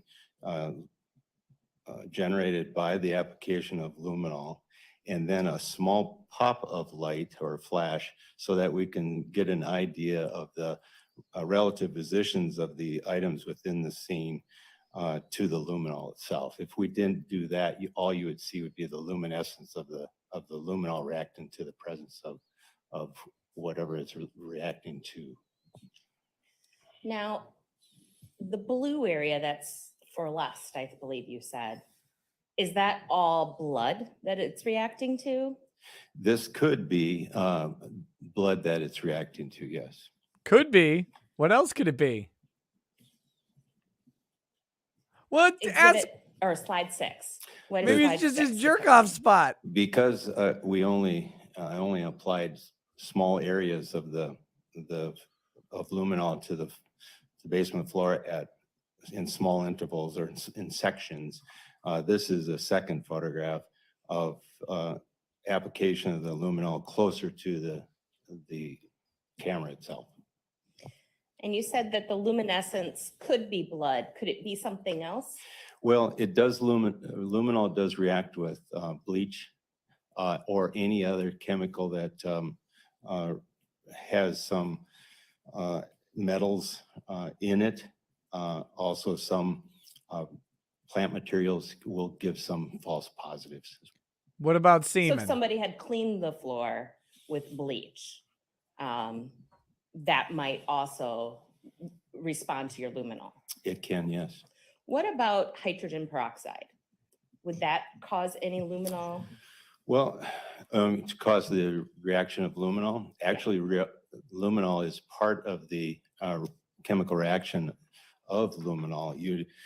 When you apply luminol, you're applying a basic solution with luminol and with the addition of hydrogen peroxide, which is an oxidizer, causing the luminol then to react to the iron that's in the hemoglobin of the blood to luminesce. So hydrogen peroxide is actually a part of this then. Hydrogen peroxide is also a good cleaning agent or a bleach, which will remove stains and break down cellular material like blood.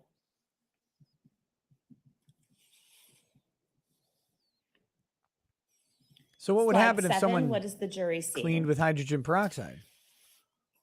Okay, slide 7 is the opposite direction of the previous slides. The previous slides had the camera in the position just this side of that small chest freezer looking our direction. In this case, this photograph is looking in the opposite direction. When you are luminoling this area and the area that we just looked at, and you're getting some fluorescence, is anybody else swabbing that area or testing it for blood in any manner? Once we identify an area that is reacting, giving us a positive reaction to the application of luminol, we then swab it to get a sample, and then we test it again with phenolphthalein, which is a presumptive test for the presence of blood. Have you ever And masturbated because and spelled your luminol name with the semen on the isn't floor, then specific sprayed to it with blood, luminol and taken pictures? we need a second test to determine if there Just is asking. potentially blood present. And so we always follow up any positive luminol areas with a test, well, presumptive test called phenolphthalein, excuse me. And did Greg Leatherberry in this case perform those tests?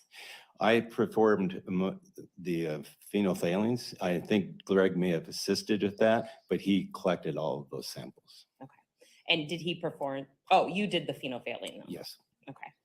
And so going back to slide 5, did you swab and test any of that slide 5? I'm Yes, dark tonight. I'm we dark did. And every did it night. test positive for blood?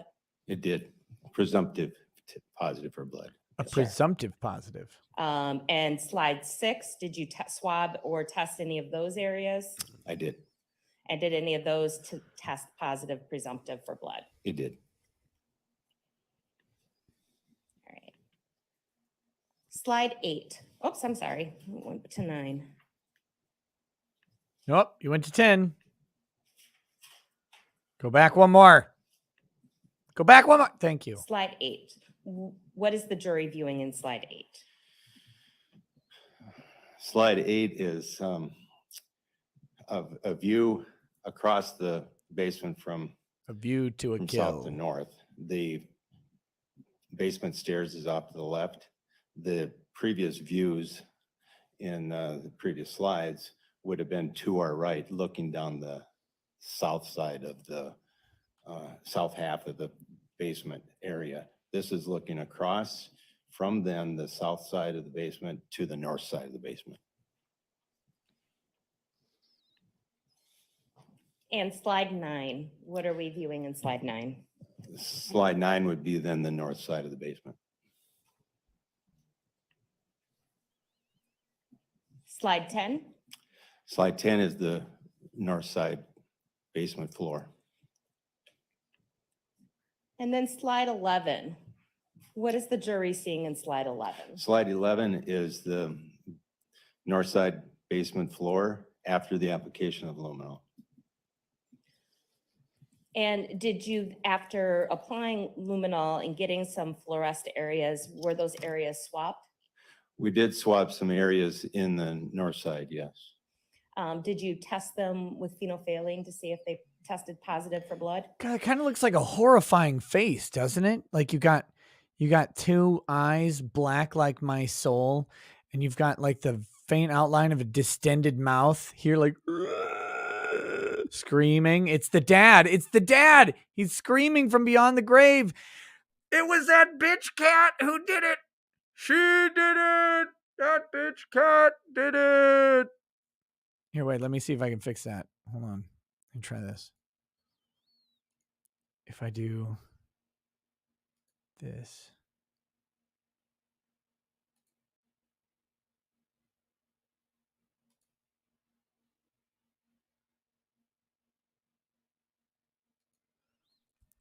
It was that bitch cat. That bitch cat did it. She fucking shot me. And then Chandler ate my body. Okay, there. Did that work? I don't know if that worked.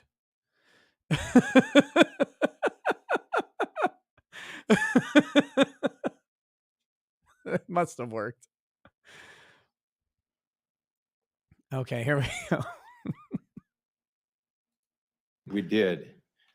In this particular case, I don't recall if any of these were positive for presumptive test presence of blood. Sure, so it might have been bleach or some other cleaning agent. Correct.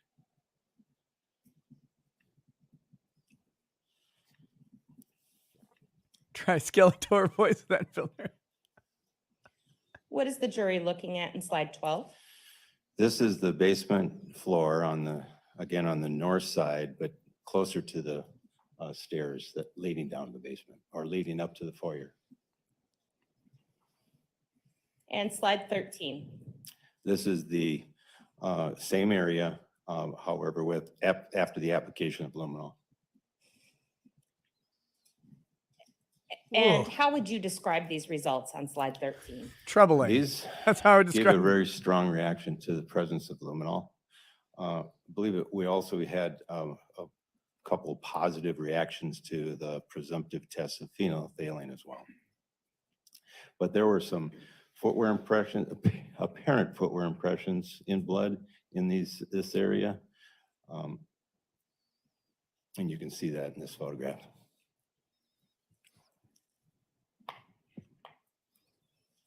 How would you describe slide 14? Slide 14 then is a view from the north side of the basement toward the stairs leading up to the foyer. And slide 15? 15? Yes. Slide 15 is an image of the family room. This goes, there's a God, I hate fireplace it. there. I These are hate how they also used to some build stairs houses. that The rooms lead are up- so lead up to the small, upper floor. segmented. A kitchen in the background there. And the foyer is off to the right. Slide, oh, 16? 16 Uh-oh. and then right there, 16. I thought the couch was in front of the 16 fireplace. is the fireplace hearth with a floor in front of that. Appeared that there was doing some construction in this, or renovating in this room. Slide 17, just another view. Yep, just another view of the same thing. And slide 18. How would you describe slide 18 to the jury? Slide 18 is the same view as previous view.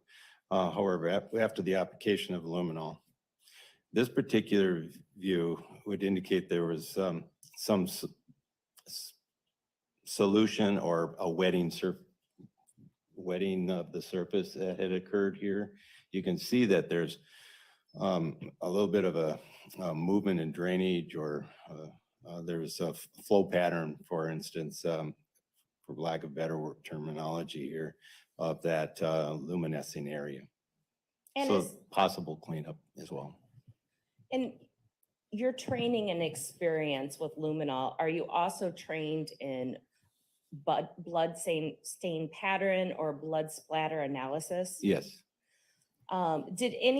Is there anything you can say about the blood staining of the basement area? Well, you can see that there's a couple of very bright stains that are luminescing very brightly with blue. Those would be stains that are not necessarily diluted with any kind of a substance or a liquid. Those are fairly strong stains. The stains that we could visibly see in this area appeared to be more of a drip or a contact transfer. And I'm going to go back a few slides and ask you about blood pattern. Is there anything, this slide in the basement, slide 13? Is there You did anything ask can him about say the basement. He blood wasn't pattern listening, in though. that slide? The only thing that this is a real complex situation, I'd say, with a lot of different things going on. These are mostly transfers or just the contact of blood onto a surface.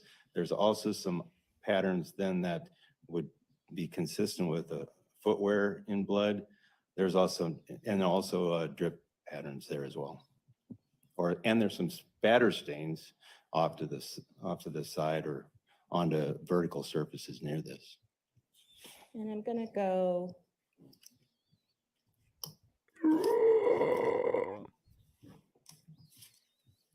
Back to slide 5. Is there anything you can say about the pattern there? These patterns are more general in that and diffuse in that it appears that there's been some wiping or cleanup. I'm going to go back to, I believe we were at 17.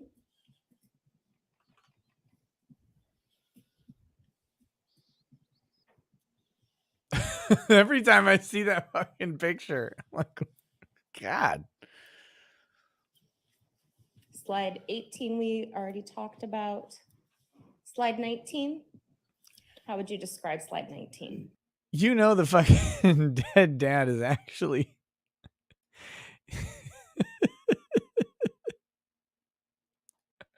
I'm more mad that you grew up a failure than that you killed me. You piece of shit, Chandler.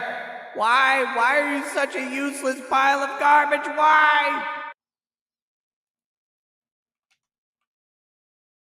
I swear I'm going to overuse that, just so you know. In slide 19, these had some, or we had some visible stains. And the ones that are already marked were ones that Deputy Leatherberry had visibly seen and marked with these labels, adhesive labels.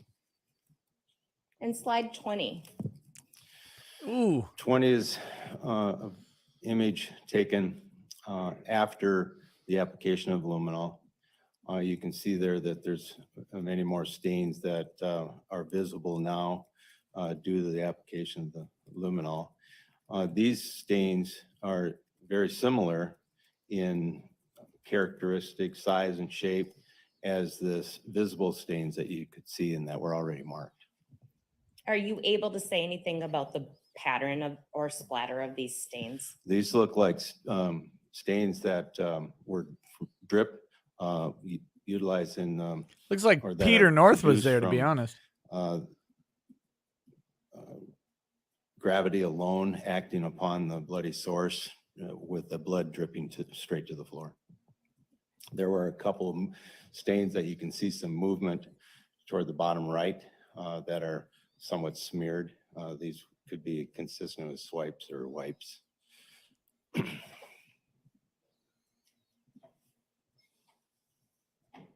Exhibit 21.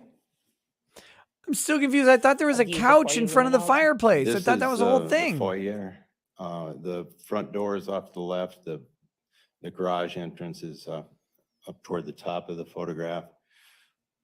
And this is from the location at the top of the basement stairs.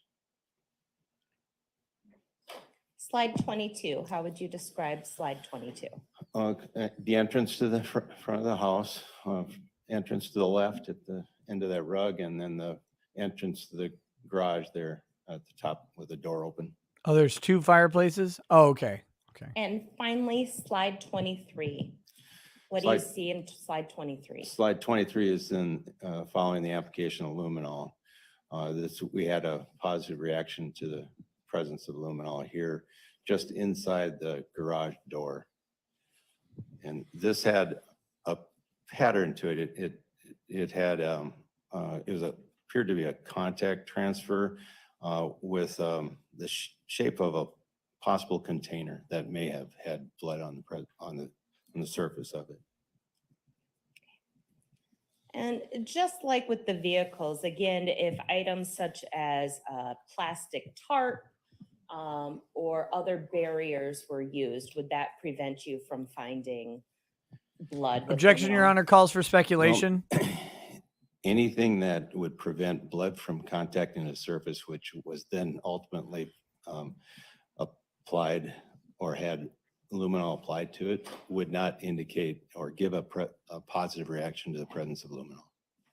And if blood was cleaned up with hydrogen peroxide, would you be able to find any traces of it?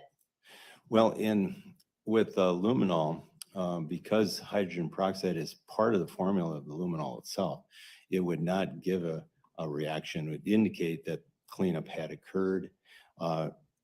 It would be, but however, the hypochlorite or bleach does give a positive, negative positive, false positive for luminol.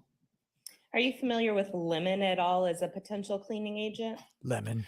Well, I've heard of lemons possibly being used as cleaning agents. Lemons have citric acid, and we're all familiar with vinegar, which is acetic acid. So we know that acetic acid is a cleaning agent. It's a mild acid used in removal of mineral stains and things like that, or If this dude's mom was into fucking essential oils, he would know about lemon. This guy, I bet she was too. Here we go. Contest shipper says, hello, Nick from Australia. Make sure you watch the family friends testimony. It's fire. It's called Wisconsin versus Chandler Halderson Trial Day 2. Michael Hilgendorf, Krista Halderson's friend on law and crime. Oh, that could be interesting. Jay Wolfenstein says, watch the walkthrough of the house pre-search on day 2. Dishwasher was not loaded by a lazy 23-year-old piece of shit. It was loaded by an OCD mom who would not go on vacation without running it and putting the dishes away. Timothy Brown says, Elizabeth Holmes sentencing delayed till September. Is that common for federal convictions or unusual for these circumstances? I don't know. It might be. In Elizabeth Holmes' case, it may be hard to get victim impact statements from all of her victims due to their schedules and their availability and their accessibility, I should say, in a reasonable amount of time. I mean, that seems like a long time for sentencing, but they may need to gather a whole lot of victim impact. They also may need to do a pretty extensive pre-sentencing investigation to get the whole story. So who knows? But with court taking a while in general, it doesn't strike me as too much. But isn't she pregnant? Is she pregnant also? Or did she deliver the baby? I can't remember.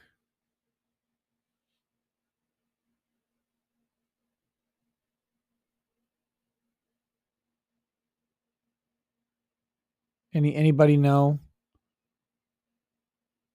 Elizabeth Holmes. I know she got pregnant. She had the baby already. Okay, so that's not it.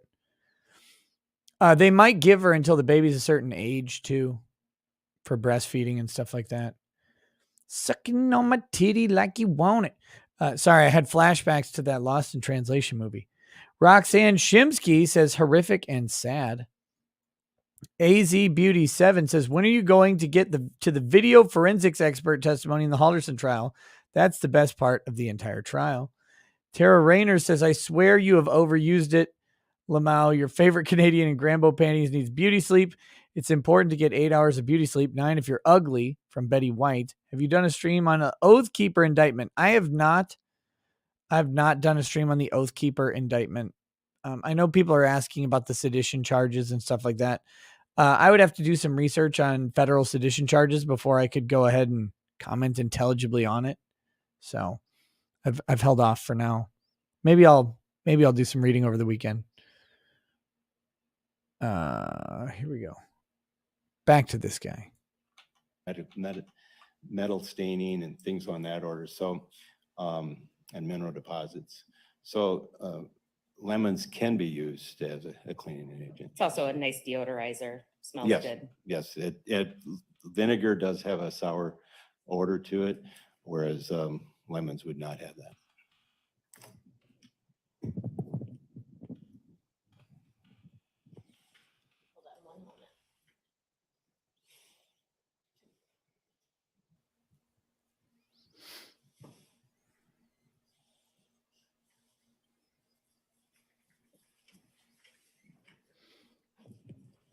And Analyst Stolke, did you test this last stain, slide 23, for blood?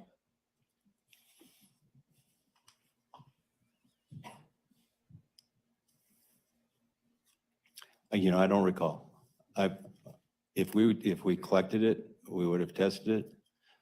And since we collected it, pretty sure I would have tested it with phenolphthalein. Fair enough. And the chemical compound H2O2, is that the chemical formula for hydrogen peroxide? It is. I have no further questions. All right, let's see what the defense has.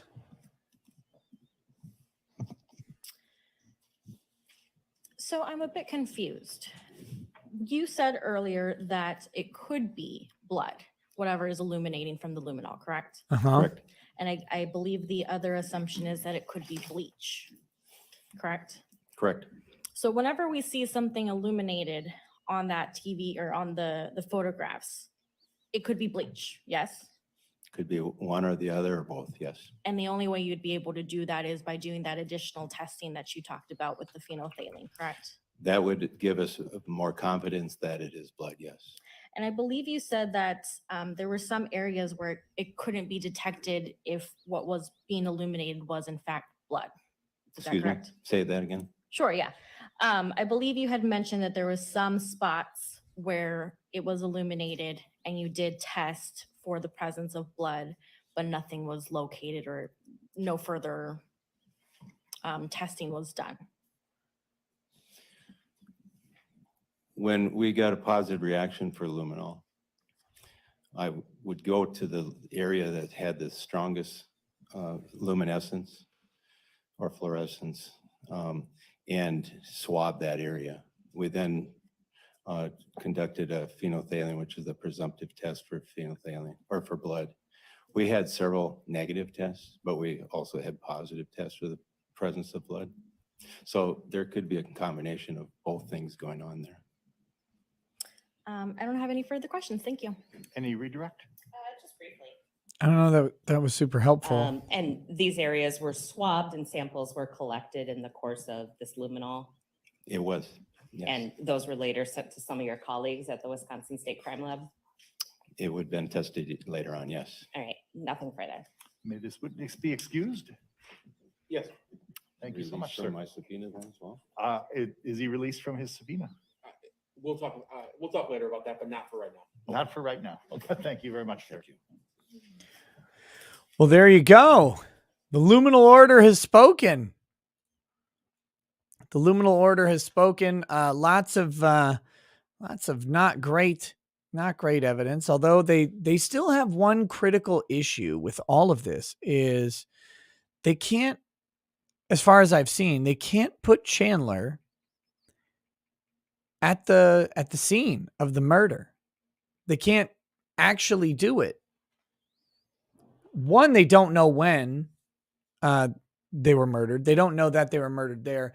I know people are saying that the fragments are there, so that could be indication that the murder happened, but they'll know it happened by an SKS. But it's I'm actually going to be very interested to see what the defense concocts as their case in chief on this one.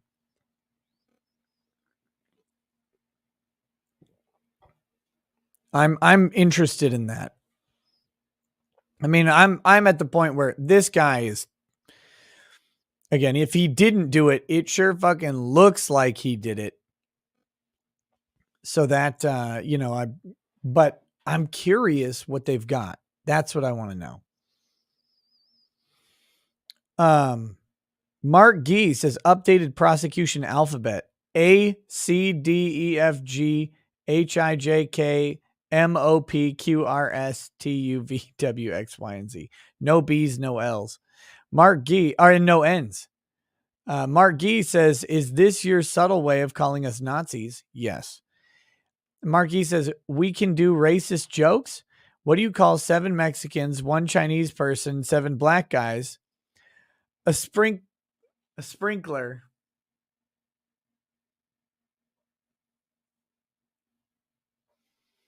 I can't say that. I can't. I can't say what you typed.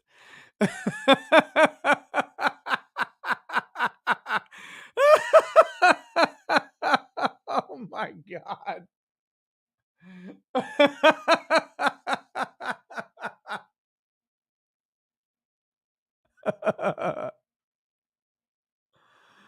Woo. Holy shit. Okay.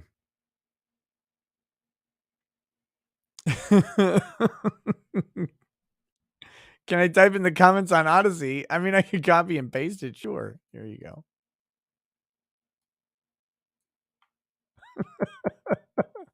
I remember this joke from when I was a kid. Although we didn't do the Mexican part. It was Chinese.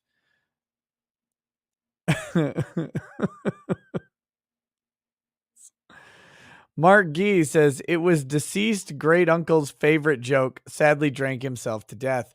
Yeah, I mean that I remember the joke from when I was a kid. Absolutely. I don't get it. Can you explain to me the joke? Not really. Not on YouTube. Nope.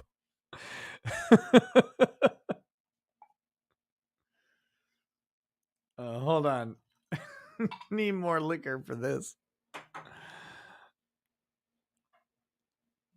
It's amazing what you can type in a super chat on Odyssey, by the way. If anybody's ever curious, I believe the Odyssey link is pinned right in the description. You can always go over there. There's no censorship over there. There are no mods because, as we know, all mods are gay. But there are no mods over on Odyssey, so you can always check it.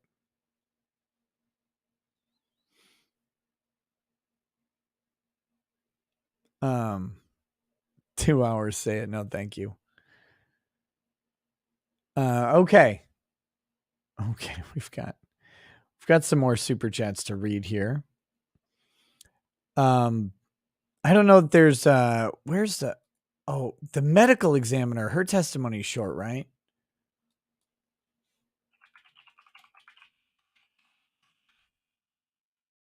Wait, they's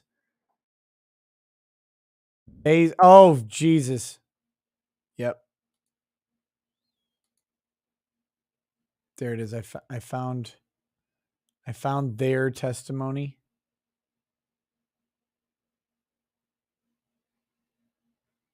Here's a medical examiner. This one's not on Law and Crime. Let's go ahead and do this. Might as well. And then after the stream tonight, guys, I'm going to probably go over to Twitch and maybe play some casual video games and chill with the chat. Maybe play some Diablo 2. I don't know. Can you be a mod on Odyssey just to promote the homosexual agenda on the platform? No.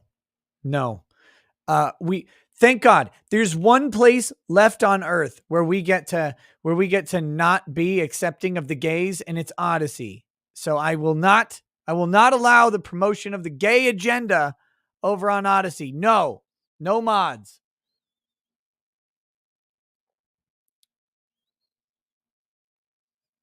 No mods at all. I'm not going to play Jack's games. No, sorry. That I know some of my colleagues do the Jackbox games and stuff like that. Or do you mean Cuck Simulator? I can't play Cuck Simulator on Twitch. They banned it.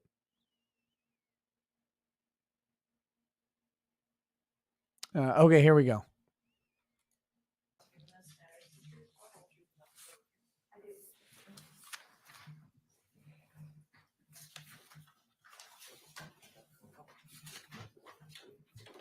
The Odyssey link's in the pinned comment, Michael.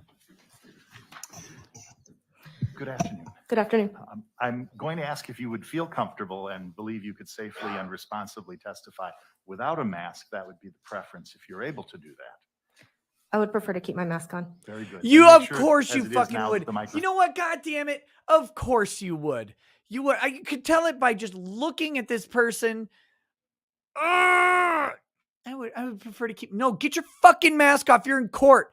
This is somebody's life on the line. Get your mask off. I cannot believe that. You know what? Here's what I hope happens. This is what I hope happens.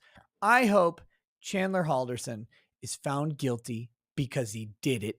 And then I hope he appeals.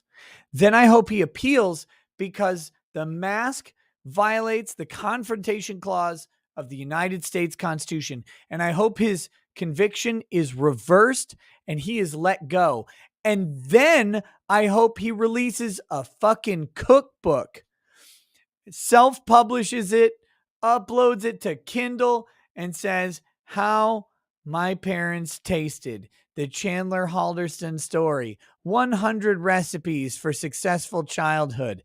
I hope that happens. Fuck these people and their fucking masks. This propaganda bullshit. You're 30 feet away from anybody. Nobody's breathing near you. You're not going to get COVID sitting there in court. Everybody's vaccinated. Just stop it. Stop it. I hate this shit so much. I fucking hate it.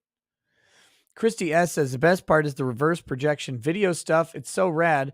Binger wishes he had that guy during the Rittenhouse trial. Day 6, I think, before the medical examiner. Worth a watch. Isn't that like 2 hours of video? I don't know about that. I doubt it. Ace Brain 2003 says lesbo tie. Here we go. Your phone is very close to you. I understand. Oh, wait. We have another chat over here on Odyssey. Single Malt Killer says, why do maps make disappointed hookers? They thought their tricks would be for kids. Oh, God. And if I understood the title used in calling you that you work in healthcare, or have some relation to that industry. So as long as the jury can hear you, that'll be fine. Thank you. That is correct, Your Honor. Go right ahead. Good afternoon. If you could please state both your Look at how fucking tight the mask is. You know when chicks buy a bra that's like too small and half of their boob is like flowing over the top of the bra, right? And it looks really stupid. That's what her face looks like. What the hell are you doing? Did you have to ratchet the mask up? Jesus. first and last name and spell both for the record, please? My first name is Corey, C-O-R-I. My last name is Breslauer, B-R-E-S-L-A-U-E-R. What do you do for a living? I'm the Deputy Medical Examiner at the Dane County Medical Examiner's Office. And that means you're an MD? That is correct. And you obviously went through some substantial training in order to become a deputy medical examiner. That is correct. I'm going to approach you now with Exhibit 363.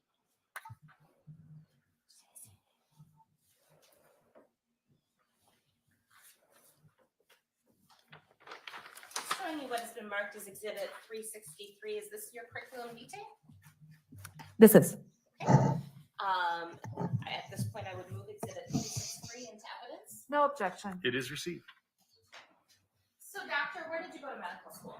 I went to medical school at the University of Arizona College of Medicine in Phoenix, Arizona. Medicine? And then There are did you do a X's in medicine residency? now? I did a residency in anatomic and clinical pathology at the University of North Carolina in Chapel Hill. And what is pathology? Does Odyssey have a Bill Cosby sticker? Is that what I'm seeing? A Bill Cosby sticker with a lollipop? What the fuck?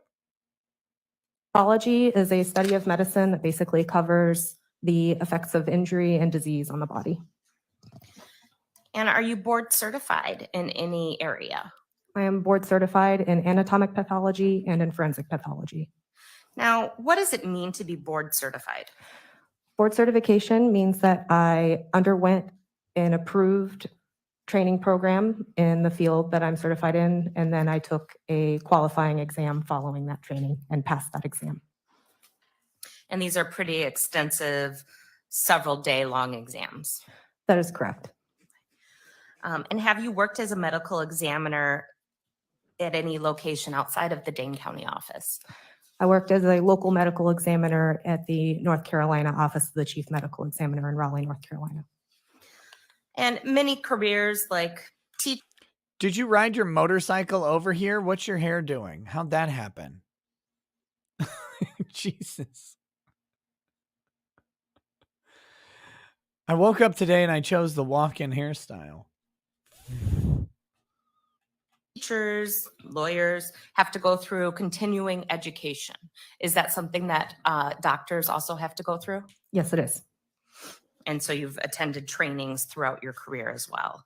Yes, the American Board of Pathology requires that I maintain my certification. No, you guys are saying Vespa scooter, but no, she's clearly they've got clearly an overcompensating Harley, right?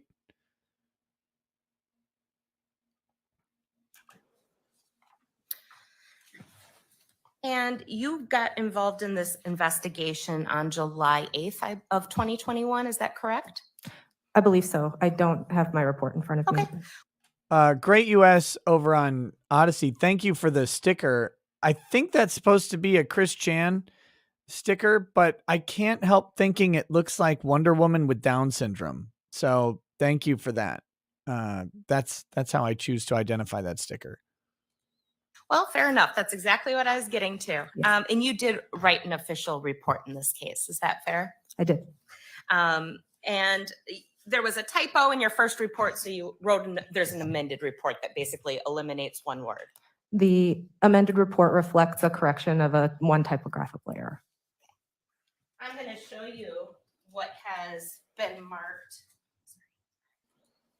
as Exhibit 364. Is this your amended report in this case?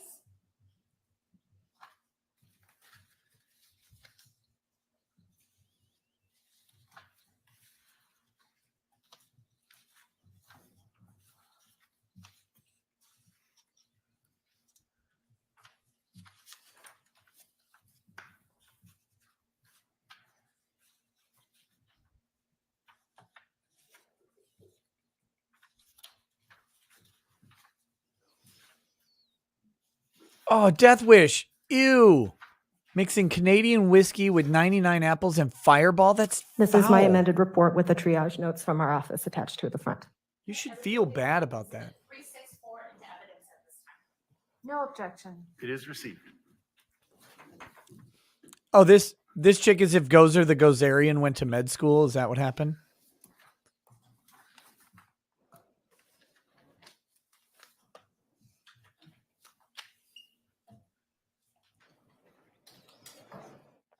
Choose your form of your destructor.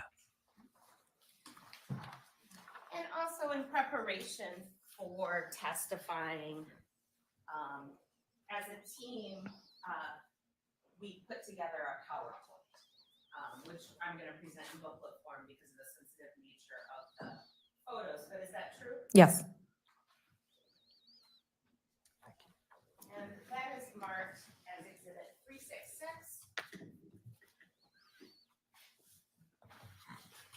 And I just ask that you page through Exhibit 366 and make sure that that is the presentation that was put together.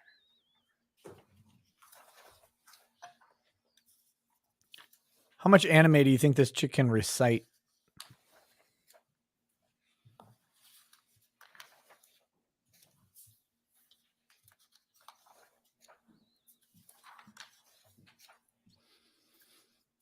My nose is singing.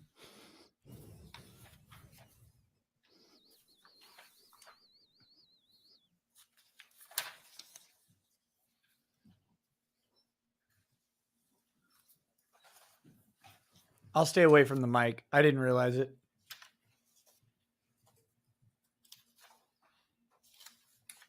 It's amazing. Odyssey and YouTube are united This is on the this. presentation. The answer is all of it.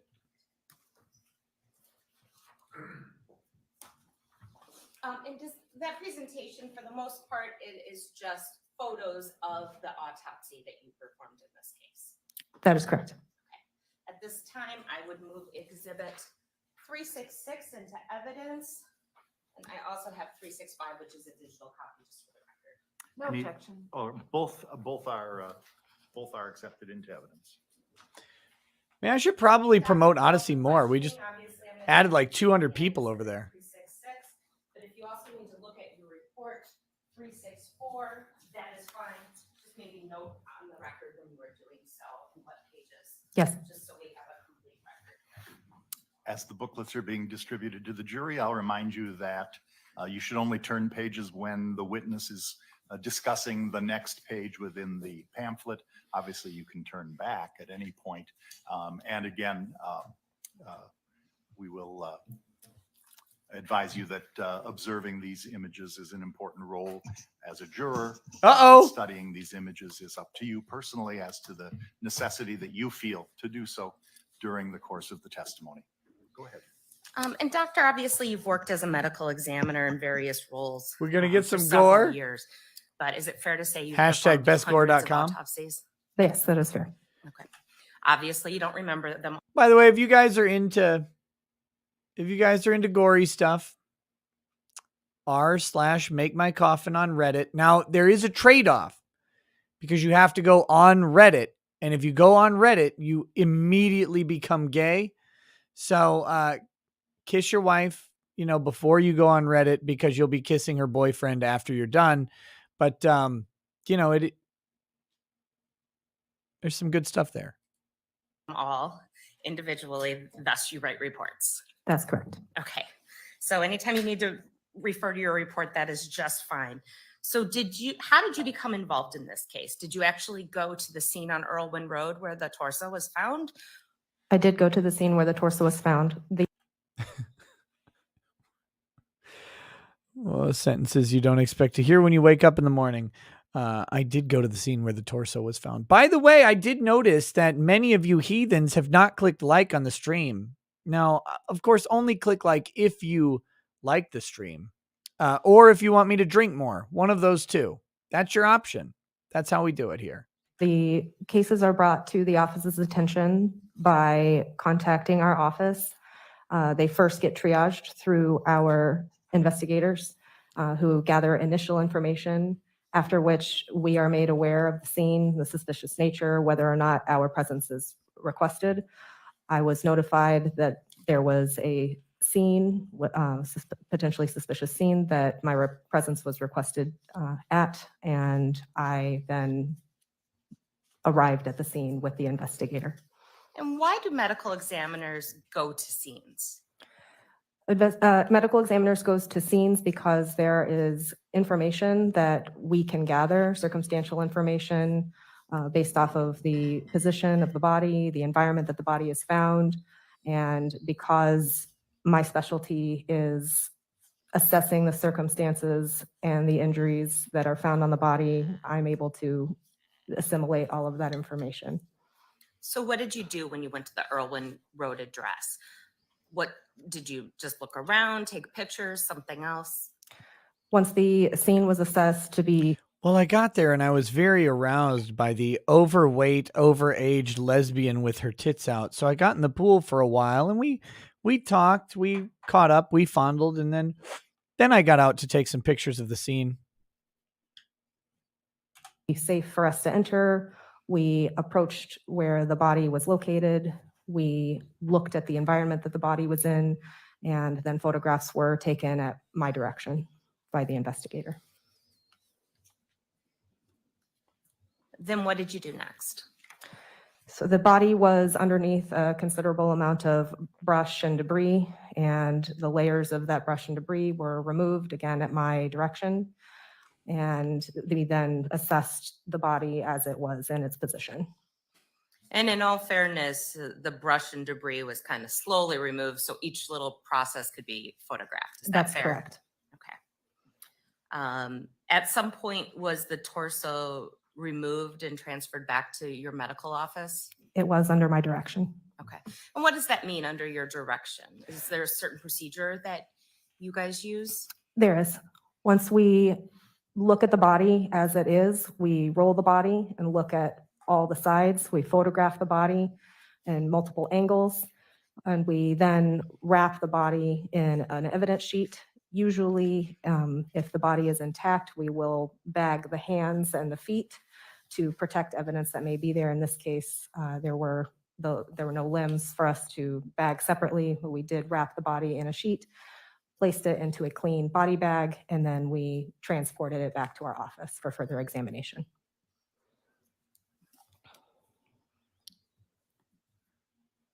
And back at your office, what, if any, sort of examination do you perform? So back at the office, we have the resources, the lighting, and the tools available to perform a complete examination on the body, on the outside and the inside. We begin with an external exam where we look at the surfaces and the injuries and the markings of the body and document everything that we see with our eyes. Following that, and as well as collection of any evidence that we see.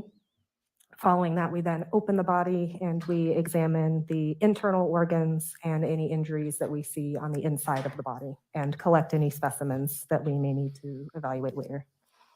Do you x-ray the body? We do. And did that x-ray in this case help with identification? It did. And who was this torso? Who did you identify as it belonging to or as it being? Right. So we often evaluate bodies that come in without an identity. And so often they will come with a presumed identity. In this case, we were told that the presumed identity of the body was Bart Halderson.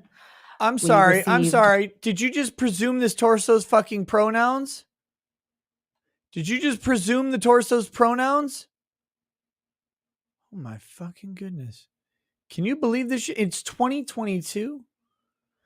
These motherfuckers are out there. They're out there. They're like, oh, well, no tits. So it's probably Bart. How dare you?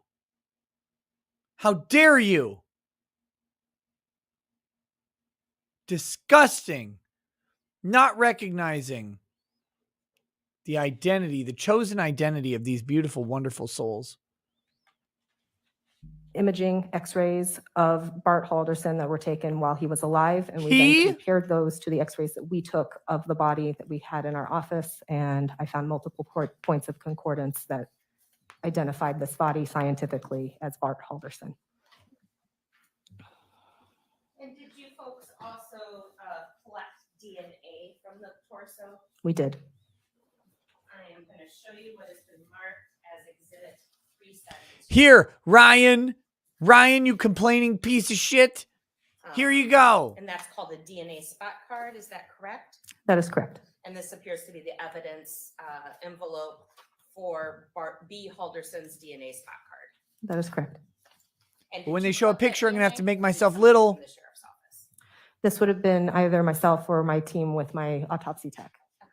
I move Exhibit 372 into evidence at this time. No objection. It is received.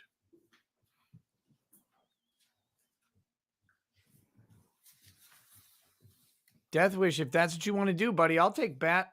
I'll take bat all day. I convert that shit. Okay. Doctor, why don't we move on to page 2? Folks, I want to tell you two things.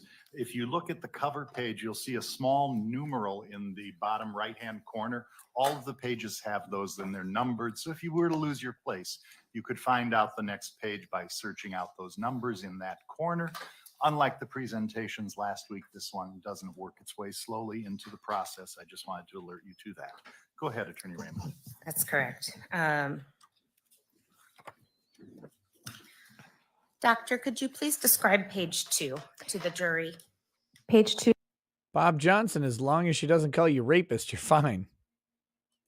is one part of a 3-part overall photograph of the torso, showing the lower half or inferior part. And there's 2 circles on the right-hand side of this slide or this photo. What are those circles highlighting? The circles on the right are highlighting the severed femurs of the body. Basically, the body was dismembered with the lower limbs removed, and the circles show the terminal ends of the femur bones. And then there's a circle on the left side. What is the circle on the left side of page 2 highlighting? The circle on the left side of page 2 shows a gunshot wound. When a man is a woman, she can look at bodies. Holy Jesus. We live in a fucking clown world. It's ridiculous. Nobody is nobody wants reality anymore. We all just want fucking pretend. We're all just pretending everything. We're pretending like everything's okay. I don't get it. Moving on to page 3. Could you please describe page 3 for the jury? Page 3 is part 2 of a 3-panel overall showing the middle part of the body. Okay, and a circle there again highlighting a gunshot wound. That is correct. It is the same wound that is highlighted in the previous photograph. And do you know it yet in this part of your autopsy if that's an entrance wound or an exit wound? Yes, this is an exit wound. An exit wound. Yes. All right. So, and we'll get more into that. Does that mean though that, for lack of a better term, Mr. Halderson was shot in the back? That is correct. Moving on to page 4. What does page 4 show? Page 4 is part 3 of a 3-panel overall showing the front half of the torso. Okay, and again, there's 3 circles. Ladies, always be ladies. Please stay ladies. There aren't enough of you. There aren't enough of you in the world. There are so many dudes. Not enough ladies.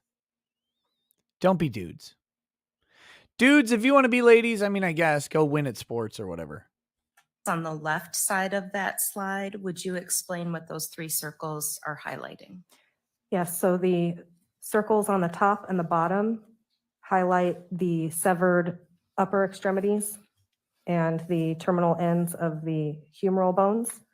The circle on the left in the middle, in between those two, shows the neck or the base of the neck where the head has been severed.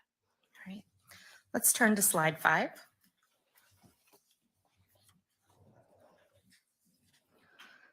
Gummy, 3 to How would 1's you a good describe time. slide It's never 5 for the enough. jury? Slide 5 shows the posterior or back side of the torso. For orientation, the head, or where the head would be on the left side, and the feet would be on the right side. Okay. How would you describe what the red circle is highlighting on the rightmost side? The right circle is circling what I have labeled as gunshot wound number 1. It is an entrance gunshot wound. Okay. And how would you describe the circle on the more left side? The left side is also a gunshot entrance wound, which I describe as gunshot wound number 2. And doctor, how can you tell if a wound is an entrance wound or an exit wound? There are characteristics which support wounds being either entrance wounds or exit wounds. In place, an entrance wound typically has a round shape and an abrasion collar where the bullet abrades the skin as it enters the body. We can also find, depending on the range of fire, if the gun was fired at a close range to the body, we can sometimes find evidence of burned and unburned gunpowder particles, soot, and things like this. Okay. Let's move on to slide 6. What is slide 6 showing? Slide 6 is a closer view of the left-sided or superior or closer to the head gunshot entrance wound from the previous slide. Okay. And were you able to, based on the characteristics, look at the surrounding area under a microscope? That is correct. And when you look at a wound or an entrance wound or whatever sort of wound under a microscope, what are you looking for? So sometimes we can see soot with our eyes without any assistance because there's a black residue. However, in this case, there was decompositional artifact that obscured and discolored the areas. So what I did was I sampled 4 areas from each wound and looked at it under the microscope. And what that allowed me to see was microscopic evidence of soot that I could not see without the assistance of a microscope. Microscopic evidence of soot? Based on, are you able to make any determinations based on amount of soot or whether soot is present or not? I can comment on whether it was present or not in the pieces of tissue that I submitted. So I see a 2-dimensional plane of cells under the microscope. And in those pieces that I sampled, if it is present, then I can see that it's there. It appears as black granular debris Racist. deposited within the dermis, which is the second layer underneath the very surface of the skin. And if I don't see it, it does not necessarily mean it is not present at all. It only means that it was not present in the tissue that I sampled. Nate Moe says, over under, this person owns 10 cats and lives alone with their cats. Very progressive of you, Nate, to respect their pronouns. Very happy that you did that. The Squid says 20 doll hairs, says the defense pulls something similar to the South Park pandemic special and says Bart was shot due to COVID. You know, I just can't, I don't know what the defense is going to pull here. I don't know. Let's see where. There's not a ton left. Only 20 minutes. And what is the relationship between how far away a gun is from a person's skin and soot? Typically, you're expecting a contact range gunshot if soot is seen. All right. So if there's soot present, within inches. that mean within, I'm sorry. Inches. Inches. Okay. Inches. And if soot is not In the Rittenhouse trial, we found that soot can be present within what, like up to 4 feet away? Something like that. present, what, if anything, does that tell you about the gun range in relationship to the victim's skin? Yes, so that it can say a couple of things. It can say if there is no soot, it can say that the range of fire was farther away and that there was too much distance for soot to make it to the body. It can also say that something could have been in the way that could have obstructed soot from making it to the body. So there could have been layers of clothing or a wall or a door or something obstructing soot making it to the body. And when you looked at the wound that is pictured in slide 6, what, if any, evidence did you find of soot? I did not find a microscopic evidence of soot in this injury. So what range do you put for this wound? For this, I have indeterminate range because I do not have characteristics that can tell me what the range is. So basically that means it could be feet instead of inches. Is that a fair way to say it? It is. It means I do not know the range. Okay. I'm going to turn to slide 7. What is pictured on slide 7? Slide 7 is a metal fragment that was found in the wound track representing a fragment of projectile.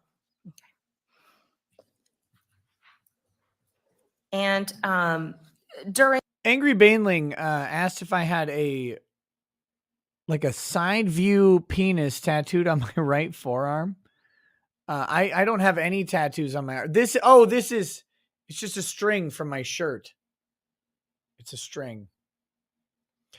This is my marathon shirt, by the way. I ran a marathon. They gave me a shirt, my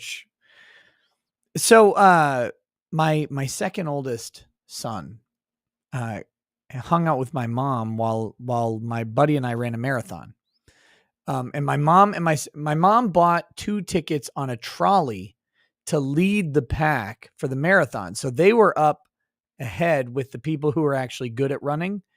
So they finished this thing in like 2 hours, right? The fastest marathon time is Twin Cities Marathon. What year was it? 2014. Twin Cities Marathon 2014. And so they rode in the trolley that finished in about 2 hours. The fastest time was 2 hours and 5 minutes. My buddy and I think we ran 4 hours and 9 minutes, which is about where we wanted to be. I think our goal was 4 hours and 20 minutes. I'd never run a marathon before. It was, never trained to run anything like that. The farthest I had run prior to that year was about 3 miles. So it's pretty cool. No, 5 miles. Sorry.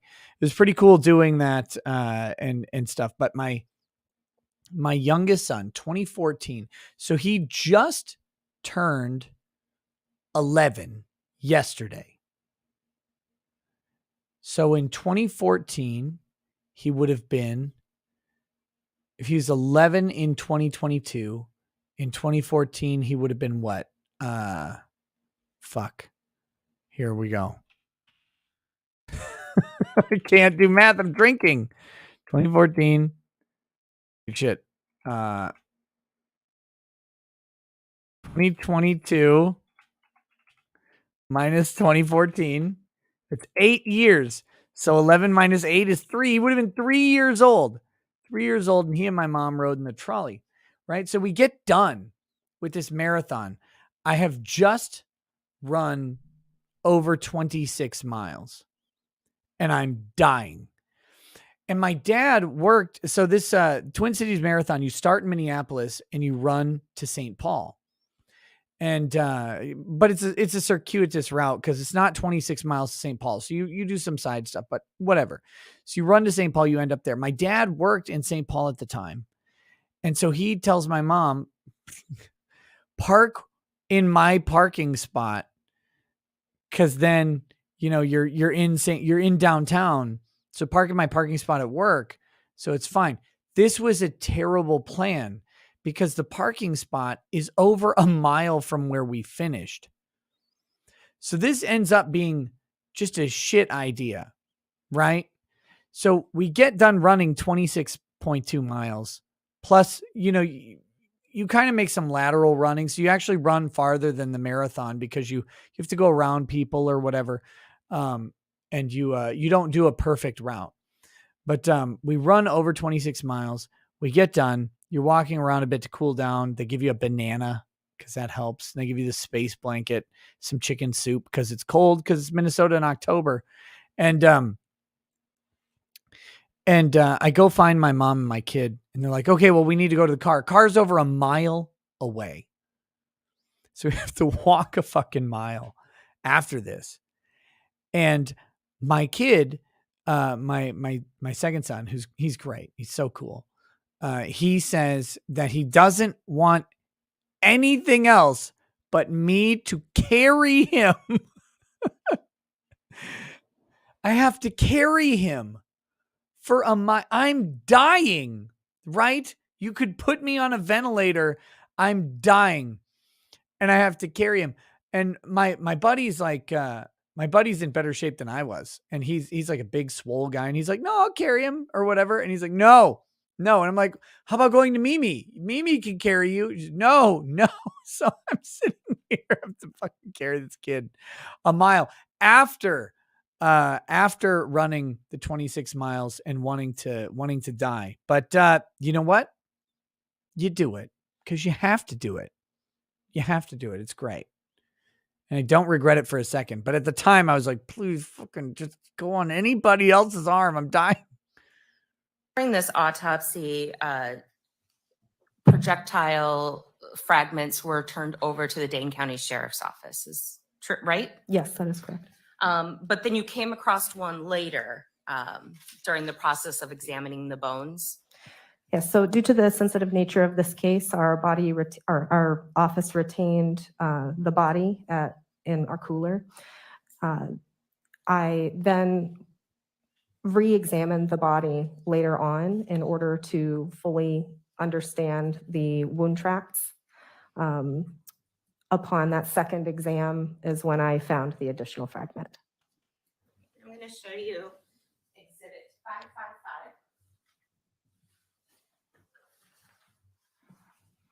And when you found that additional fragment, did you turn it over to the sheriff's office as well? I did. Oh, I was going to ask, should I get a tattoo? Should I let the chat choose a tattoo? That seems like a good idea. It's a good life choice. Over to Tim Blank from the sheriff's office. Yes. I'd move Exhibit 555 into evidence at this time. No objection. Thank you. It is received. I mean, I have tattoos, but they're not visible.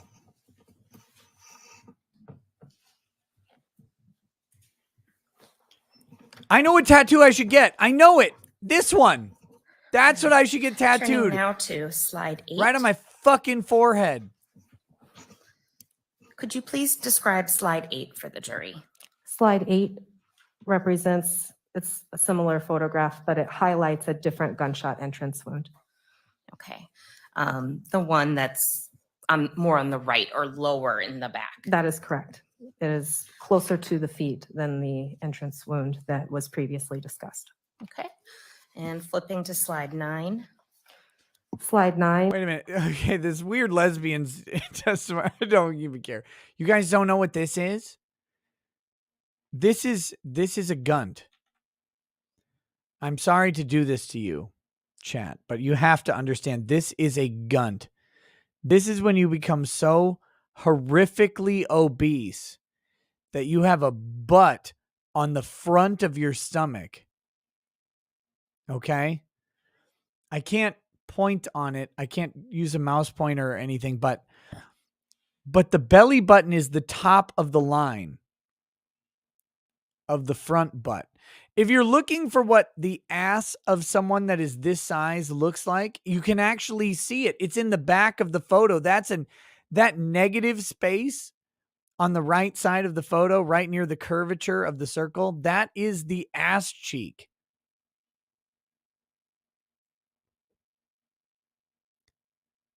So the ass is in negative space. It's been picked away like an old man. But up front, you've got so much adipose tissue that it's a front butt or a gunt. A front cunt. It's a gunt. Don't ever get this big. Don't ever do this with your life. This is how you ruin your life right there. I'm just saying. Just saying, don't do this. That's a gunt cat. What are you talking about? All right. Anyway. Is a close-up photograph of the entrance wound that was in the previous slide on slide 8. And were you able to look microscopically for soot on this wound? I did. And this is wound number 1 in your report, I believe. That is correct. And were you able to determine what range or what distance the gun was from the skin based upon the microscopic findings? There were granular particles within the dermis on microscopy of the tissue I submitted here that were consistent with soot. Therefore, I assessed that as a contact range gunshot entrance wound. So there was soot on the skin. Yes. So contact range. Correct. And again, going from back to front. Correct. Slide 10. Slide 10 shows the anterior or front surface of the body, and a gunshot exit wound is highlighted. And is that the exit wound from shot 1 or shot 2? That is the exit wound from gunshot wound number 1, the contact range gunshot wound. All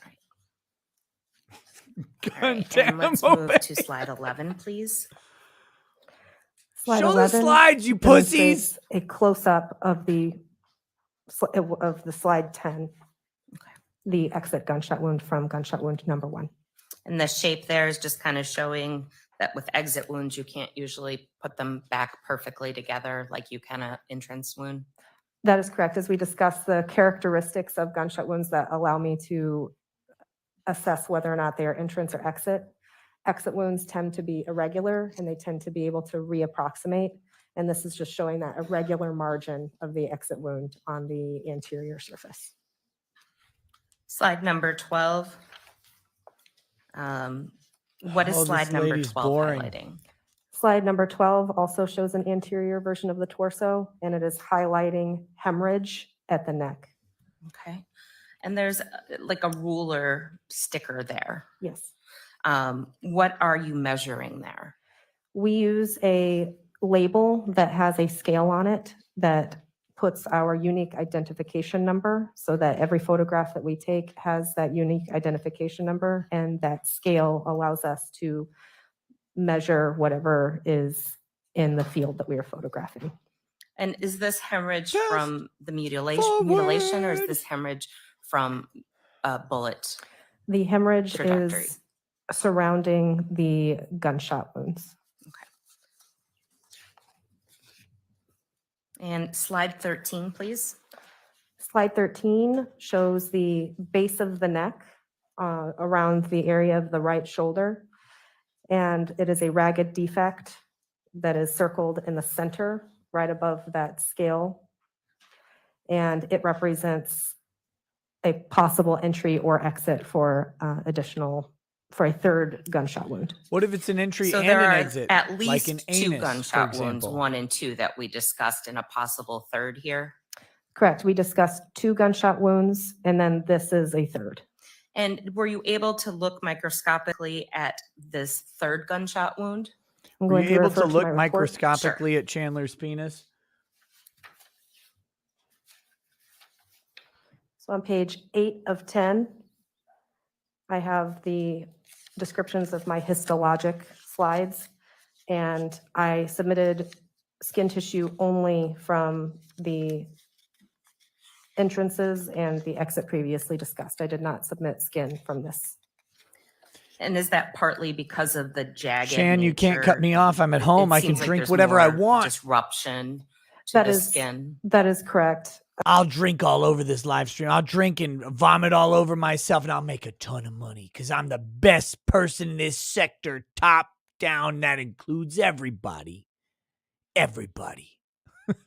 You can't stop me. You think you can stop me from drinking more, getting more drunk? I have eaten 2 Pop-Tarts today. That's all I've eaten. We had a fucking blizzard. We had a blizzard. I couldn't eat. There's nothing to eat. I need to go to the store. We're out of milk. We're out of butter. My daughter brought me a box of macaroni and cheese. Is like, hey, would you make this? And I said, no, out of milk and out of butter. So then she brought me a little pack of Easy Mac. She got to eat Easy Mac. But it's like, no, can't make mac and cheese. Can't make shit. It's fucking blizzard. So all I've had is 2 Pop-Tarts today. So you want to know what's up? You want to know what's up? Every drink brings me one step closer to the edge, and I'm about to break. I'm so fucking mad. I'm so mad about not being able to eat fried food. I don't know what to do. I'm pissed, okay? Fried food includes bacon. It includes bacon, grease, cooked eggs. It probably includes fried, like just scrambled eggs or whatever, fried eggs, anything cooked in oil. It all tastes like shit. Fuck you, COVID. Fuck you, Fauci. Funding this bullshit. Making these Chinese ching-chongs make a bunch of fucking murder viruses out of bat asses. Fuck you. God damn it. I'm so fucking mad about this.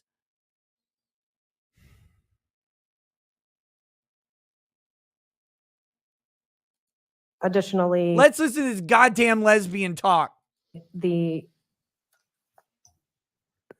bullet material that was found directly underneath it, it's going to be impossible to tell if that represents the entirety of the wound track or if there is tissue missing because of the proximity to the severed head. Thank you. Severed head. Just say it. Why are you sighing? You're a Exhibit medical 14, examiner. You could don't you care about tell a us fucking what that severed slide head, you lying exhibits? bitch. Slide 14 is a portion of our posterior soft tissue dissection showing hemorrhage surrounding where I recovered the bullet fragments from the neck. And then slide 15. Slide 15 is jacket fragments and lead core fragments that were recovered from the neck. Sorry, what was the second thing you said after jacket fragments? So there's more than one part of a bullet. So there's the lead core of a bullet, and then there's the jacket that covers the bullet, and both are represented here. It was the word lead I missed. Thank you. Oh, yes. Thank you. Doctor, obviously the legs, the arms, and the head were removed from this torso. Is there any can you make any determination whether that disfigurement or dismemberment occurred before or after Bart Halderson died? So one thing that helps us determine whether or not an injury occurred before or after death is the presence or absence of a vital reaction or hemorrhage. So we've been talking about me finding hemorrhage in areas of injury. In the areas where the gunshot entrances were, there was hemorrhage around it, indicating that the heart was beating when the individual was shot. Where I recovered bullet fragments, there was hemorrhage or vital reaction surrounding that area. However, in the areas surrounding the dismembered limbs or the head, the upper extremities and the lower extremities. There were injuries, but I did not appreciate this vital reaction. I did not appreciate hemorrhage in the same way that I appreciated around the other injuries. So the mutilation occurred after death. That is correct. Doctor, did you determine a cause of death for Bart Halderson? I did. And what was that cause of death? As written on page 2 of my report, I determined the cause of death was gunshot wounds of the torso. And did you determine a manner of death? I did. And what was the manner of death for Bart Halderson? As I'm reading from page 2 of my report, I assessed that the manner of death was homicide. Counsel, I believe page 16 of the booklet hasn't been discussed. And if you don't want to publish that page, that's fine, but I don't think I heard. What the fuck are you doing, Oh, Judge? I'm sorry, my pages were just sticking together. I apologize, everyone. Doctor, could you look at page 16? Yes. What does 16 show? Page 16 is also a representation of. Can we get a what the fuck was that for a second? Why is the judge, what the hell is the judge doing? Oh, page 16 hasn't been testified to. Too fucking bad. What the fuck is this? What are you doing? What are you doing? If the prosecution isn't going to bring it up and the defense doesn't bring it up, then it doesn't get testified to. Why are you reminding them of their job? Weird as shit. All right, here we go.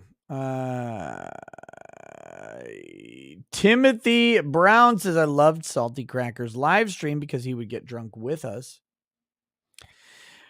People who get drunk with their chat on a live stream are degenerate scumbags. Razor39T says, Nick's daughter, Dad, can we have mac and cheese? Nick, no, honey, because you see, I've been doing live streams on YouTube and Apple takes 30% each. So we have no milk or butter. Daughter, Mom, Dad's being weird again. Do you guys check the weather? Like my dad checks the weather all the time, constantly. He's like, oh, did you see the weather coming? I'm like, no, I didn't see the weather coming. I'm a human. I don't care about the weather. I never know when like a blizzard is coming. And so we had a blizzard this morning, overnight and this morning and all day. And so we were out of some essential things, milk, butter, meat. I mean, I have these chuck roasts. I have these beautiful, wonderful chuck roasts, taken right from the chuck of a steak. I don't know what a chuck of a steak is, but it's great. We take it right from the chuck. They're big, they're meaty, they're wonderful. They got lots of intramuscular fat. I learned those big words in college. I've got these chuck roasts, but I'm gonna make chili for them on Sunday, I think, because Sunday we've got a family get together. I'm gonna make a traditional Texas chili, not some bullshit like tomato and beans chili, but just fucking meat and peppers. Slow cooked braised meat and peppers. So I can't cook those because I don't want to do that. And I don't really I have a bunch of frozen meat, but that's not the same. You know, I don't want to thaw meat out or whatever. So anyway, long story short, I wasn't prepared to not have food today. I had to go to town. That was the thing. I was supposed to go and I was supposed to take my kids to the chiropractor. Me go to the chiropractor. We could stop at the grocery store on the way home, grab some stuff. Nope, none of it happened. So anyway, that's life in the little city. Of the posterior back side of the torso around the area of the hip or the right hip or the flank. This represents a small ligature furrow.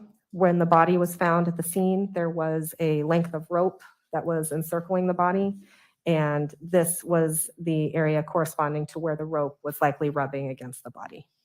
So that's a wound from the rope. That's correct. And do you know of the gunshot wounds? Do you know, were both of them fatal? Was just one of them fatal or something else? I would say that they were all fatal. No further questions. Cross-examination. Oh, thank you, Jesus. Good afternoon. Let's just start there with the 3 gunshot wounds. There's no way for you to tell which happened first, second, or third, correct? That is correct. So when I was talking about the vital You reaction, know what? I was going to type my reaction to this, but pitch lock, no. Chili without beans is not just spicy spaghetti sauce. Chili without beans, proper Texan chili, does not have tomatoes. It does not have tomatoes. What are you doing? You don't put tomatoes in there. You don't put beans in there. No. Beef, several different kinds of peppers, and then beef broth. That's what chili is in Texas. And then when you get it out, when you're done making it, you can add some sour cream, maybe add some cheese if you're from Wisconsin. You can add some chopped like green onions or something like that, some like fresh thing, but beef broth or stock or whatever, beef stock preferably unsalted, and then chilies because it's fucking chili. You don't put anything. You don't need to. What are you going to put in there? Beans? No. Tomatoes? No. You might have onions in there. I don't remember. Maybe onions. You do not waste your fucking time with tomatoes. No. That is not called stew. No, it's not. Stew has vegetables in it. God damn. I'm going to send all of you to Texas. You learn how to eat.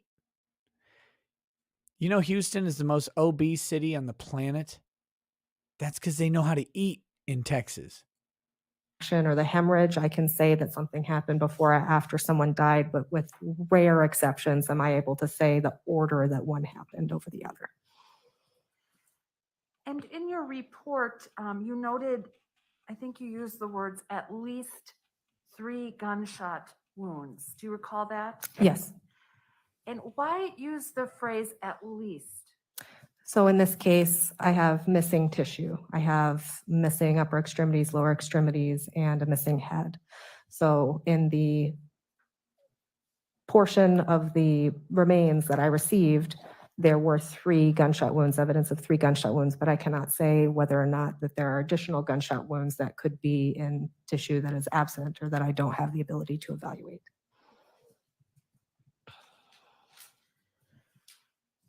And because on the 3 you were able to evaluate, you did see evidence of this vital reaction. Is it fair to say it's your opinion that the person was alive when these gunshot wounds happened? Yes. And if there were other gunshot wounds to other extremities that you weren't able to examine, you wouldn't be able to tell if those were the same, having vital reaction or not having vital reaction, obviously. If the remains are not available, I cannot tell. If I can't Now, examine you them. did testify that the dismemberment happened post-mortem because there was no vital reaction, correct? Correct. If I can't examine the remains because he fucking ate them, then I can't examine them. Are you able to say how long after the person died that the dismemberment happened? Not with any certainty or with very much accuracy. There are estimations I could make based off of the decomposition that I saw. I can say that my findings are consistent with the circumstances that were given to me, but that's about as far as I could comfortably say. Now, on page 2 of the report, when you talk about manner of death, you'd already testified that it was ruled homicide, but then there's a bracket where you say shot by other, parentheses S, with unknown firearm. So other or others, there's nothing about your examination that can tell you how many people might have been involved in shooting this person, correct? That is correct. Because there is more than one gunshot wound, and because I was not present, I cannot say whether or not those were inflicted by one or more firearms. You can say it wasn't this person self-inflicting these wounds. Yes. And again, just so we're clear, unknown firearm, there's nothing about your examination that could tell you what firearm caused these shots, correct? Correct. The characteristics of the injuries are not such that I can tell a caliber or a type of firearm. Are you bad at your job? Thank you. That's all I have. Any redirect? No, Your Honor. May the doctor be excused. They may. I'll take your report. I think They may. There we go. That's done. Holy fuck, that was boring. Whew, whew, whew, whew. Okay. All right. We've got Timothy Brown says, I dated a Wisconsin chick. Snickerdoodles, is that standard issue? Look, if you're talking about women in the Midwest,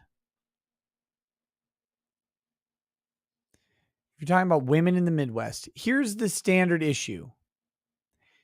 Is it fattening? Is it sweet? And does it involve candy in lieu of vegetables? If yes, then yeah, you've got a Midwest woman, right? The craziest thing in the world to me is when I started going to my wife's like family get-togethers, and she's like, "Oh, this is a Snicker salad." I'm like, "What the fuck is a Snicker salad?" Hold on. What is a Snicker salad? She's like, "Oh, it's Snickers bars, apples, whipped cream, and sugar." Like, that's not a fucking salad. Where's the lettuce, tomato, bell pepper, any onion, anything that grows out of the ground? And they're literally like, no, this is a side dish. I'm like, that's a dessert. That's a dessert. That's just fat and sugar and some apples to make it somewhat. Jesus Christ. That's it. That's all it is. And they're like, no, that's a salad. And they're like, well, what's this salad? And it's like, oh, well, that one's like mayonnaise and sour cream and gummy bears. I'm like, what the fuck is wrong with you people? Oh my God. Yeah. So Snickerdoodle cookies, right? You know, Snickerdoodle cookies are good. Sounds like puppy chow. Yes. Chex Mix covered in chocolate and fucking powdered sugar. Oh, you got puppy chow. We invented something. Oh, did you? What did you invent, based Midwestern man? We took sugary cereal and covered it in sugar and chocolate, and people liked it. Oh, are you a fucking rocket scientist, you fucking nonce? What?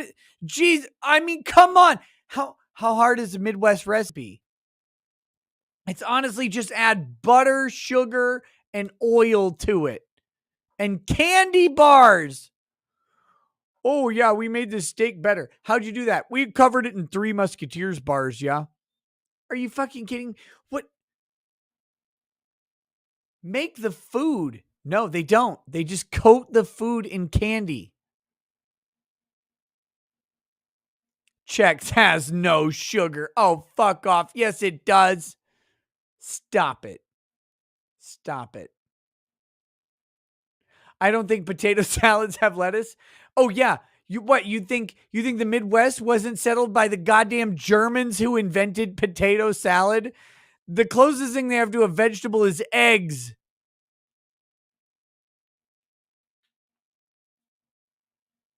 Like, look, I'm not a guy who eats salads, but if you're going to call it a salad, it should have something green in it somewhere.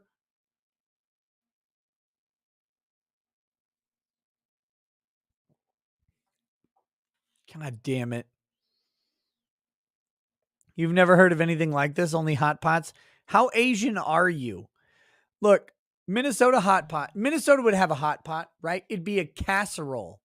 Have you heard of tater tot hot dish?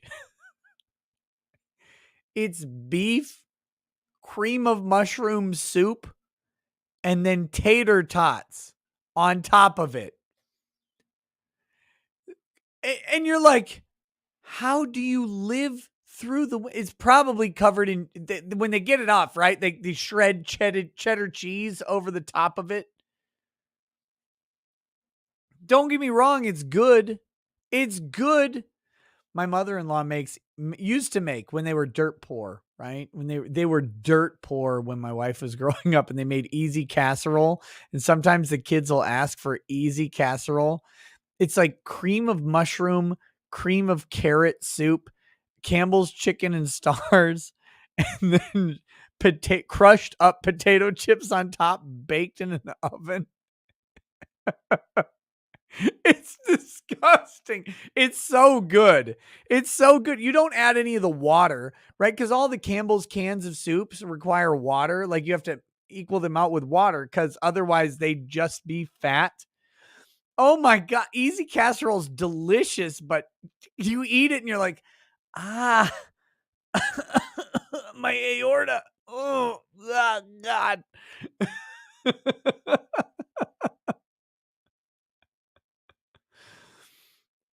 Minnesota is all about like these salads. Minnesota cuisine is shit. It's garbage. You won't find, like, you'll find Texas cuisine, Louisiana cuisine. You'll find Wyoming cuisine. It mostly involves buffalo, right? It's great. California cuisine, you got a lot of fresh greens and shit like that, and with some almonds and nuts and berries and salads and stuff. Like, you're going to find all this diverse food. You get to Minnesota. The Minnesota cuisine is throw fat and salt into a casserole and bake it. That's it. You've solved it. You've solved it. Solved it. That's all you need.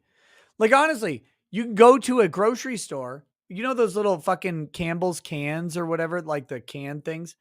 Just do this. Grab 3 of them. Combine them in a casserole. Cover it with something salty and crunchy, and you got it. French fries. Just go buy some French fries from McDonald's. Put it on top. Minnesota cuisine right there. Don't you dare put fucking broccoli in that or asparagus. Don't put anything that could be healthy in there at all. Oh my God. Barco. I'm not a cooking snob, right?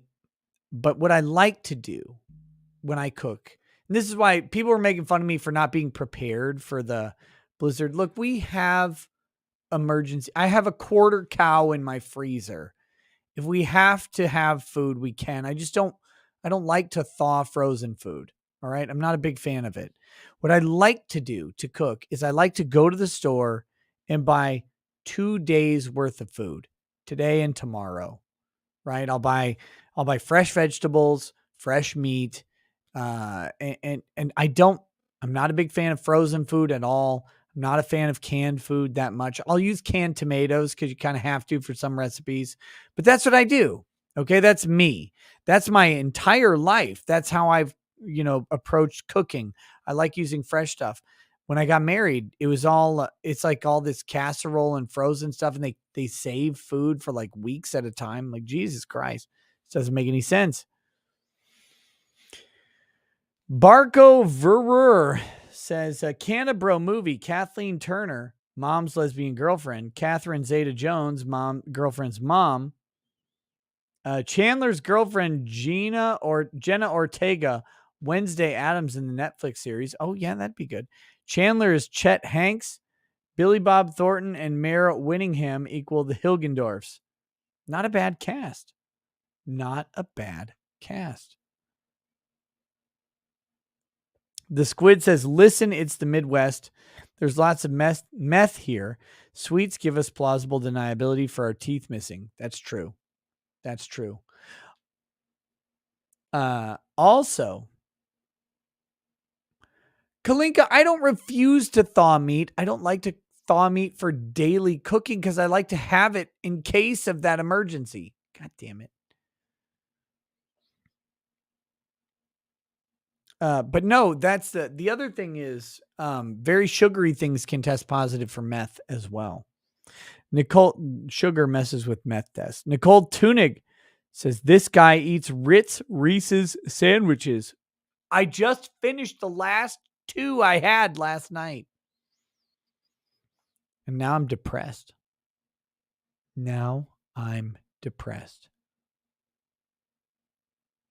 I don't cook the Reese's Plus cookies. Lady Rackets cooks those. They're great. When are you hiring a personal chef? They don't have a personal chef out here. They don't have a chef out here. The food out where I live is garbage. All of the food. The good restaurant is a Grizzlies. That's like Applebee's plus autism. Timothy Brown says, I have a friend in Idaho that charges to raise a pig and will butcher it and process it for free. There you go. Okay. We're gonna read some super chats and wrap up this show.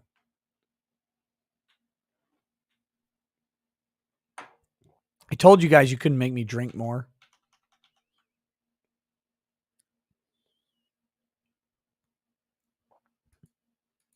He eats crap and he thinking shows it. Damn. All right, here we go.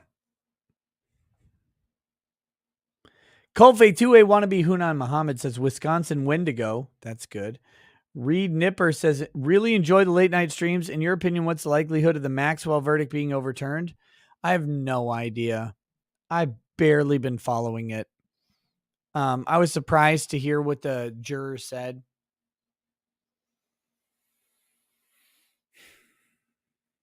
I don't know. Debbie O says, I missed some of the medical examiner testimony. Do they say anything surprising? No.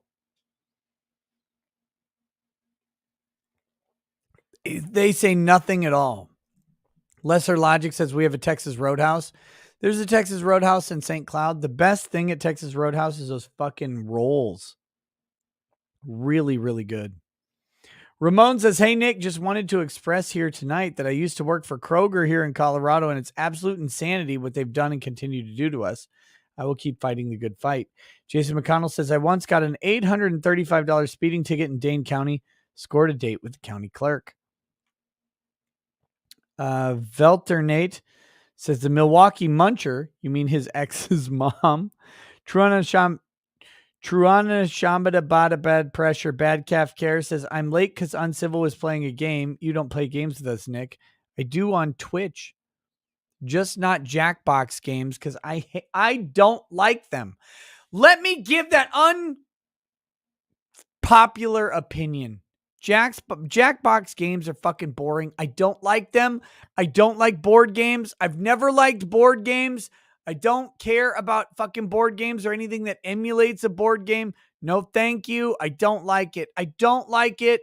I will not play Jackbox games with the chat, with the Discord. These fucking pieces of shit in the Discord have been asking me, oh, play Jackbox with us. Blah, blah, blah, blah. It'd be so funny. Oh, good. How many times can you say faggot in your answer? Oh, so edgy. No, it's not funny. I don't really like it. If you're going to say faggot, use it appropriately. Make it funny. God damn it. I'm so tired of this shit. No, no, no. Saying Nazi faggot doesn't make it funny either. I hate Jackbox games. I don't want to play Jackbox games ever. Ever, ever, ever.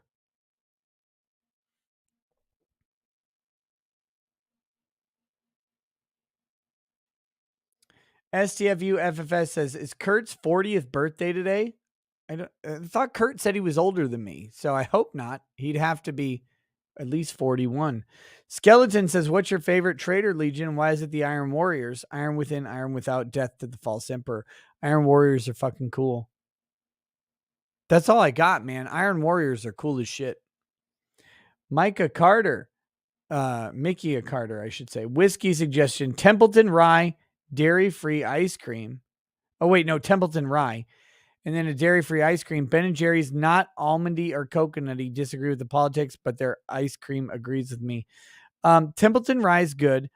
I don't eat Ben & Jerry's because I don't eat fucking gays.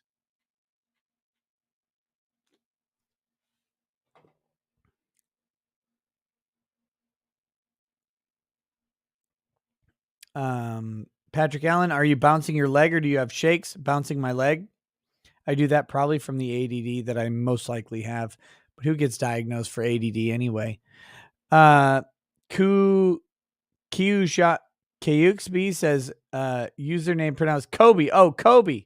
Nick, could you give a toast to my dog Boots? He passed away last week at age of 14. Keep up the good work. I can. We've got some Muckety Muck. 25-year scotch. My daughter keeps asking me for a dog. I'm not going to give her a dog. Look, I've been there and know how dogs go in my house. I end up taking care of them. I don't have time or desire to take care of a dog ever. Ever again. I didn't have time then. I don't have time now. But to the people who have dogs and like them, I respect you. I can't do it. To Boots, who passed away at the age of 14, dogs are man's companion, man's best friend. And like any best friend, they're messy, they're slobbery, they're smelly. But you know what? They're there always when you need them, when you don't. They give you meaningless advice that you need and you don't need. And they are the penultimate companion. They're the top, the cream of the crop. So to Boots, who for 14 years have provided you companionship and camaraderie, cheers, Boots. Hopefully all dogs do go to heaven. Good boys for life. Suck It says, I like Emily Baker, but her modsies make me never want to watch her channel again. They wouldn't ask her about DA Marilyn Mosby's arrest. Liberals. Blade 2.0 says, hi, Nick. I grew up in New Mexico and sip tequila like you do whiskey. Milagro Silver is like your gentleman Jack. Love your streams, dude. Hey, thank you. Big Red 101 says, I must be a boomer, but how do I become a member? Don't become a member. Join locals instead. Mitchell Knight says, Nick, we both know Cannibro does good work and disrespecting him publicly looks bad for your mutuals. Edom Sensei Music says, hey, Nick, know anything about the Dr. William Husel case that starts next month? Nope. Might be an interesting one to watch. At the later in this month, next week, we're going to watch the other Wisconsin killer, Theodore Edgecombe. It should only be a couple day trial. It'll be a quick one. It'll be a more normal murder trial. Couple days long. They'll get it in, get it done, get the jury, get a guilty verdict, and that'll be fine. We're going to watch that one. It'll be interesting. John Doe says, Facebook is currently waging a private war against one of the only right-wing party, Konfederacja in Poland. They keep banning profiles with no reason. Blue-eyed Rifkurian, the base says, is it possible to detect whether someone has eaten another human? If there is, or if there were a way to detect, could detection be court-ordered? Yes. You wouldn't even need a court order. You could just get a warrant, right? A warrant for like a fecal examination or something like that, if it were possible. Kevin speaks on it, says, Nick, you like hockey? Play on any pawns as a kid? No, hockey's fine. Hockey's fine. I didn't play on any pawns as a kid. I can't skate backwards. And skate forwards just fine. Both rollerblading, roller skating, and ice skating. I just never really got into the whole skating backwards thing, so I'm not a big hockey player. Kay Edding says, why is it taking so long on all these high-profile cases? Maxwell, Theranos, Salzman to get sentencing? Because they're high-profile, man. Blackwing02 says Friday night with rackets on one screen, Final Fantasy VII Pixel Remaster on the other, and a half bottle of Maker's Mark on the desk. I guess I could do worse. You could do worse. STFU says you could do worse by playing Final Fantasy Remake instead of the Pixel Remaster. STFU says that is a deeply fucked dream. Jordan Peterson could write a series of medical procedures on that shiz. Holy hell. Geeky Gamer Guy says, how can you see if trial is going to be televised? Some kid in my town murdered and dismembered a random guy off Main Street and he's pleading insanity. You gotta follow the court filings. Z. Michael Gelke says, actually, Nazis today are the Democrats in Seattle who are anti-Semitic collectivist authoritarians creating fascism. You're describing LARPers. Zebeda Laukinen says, hey, Nick, first time live. Hey, welcome. Happy to be your first time. Watching from Naval Station Guantanamo Bay, Army MP, cheers to the Lost Planning Skull. Oh my God, Guantanamo Bay. Obama was gonna close you down and he didn't, you bigot monster hating off of the fucking muzzies.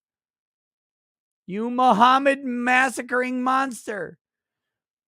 What's up? I'm just kidding, of course. I don't care.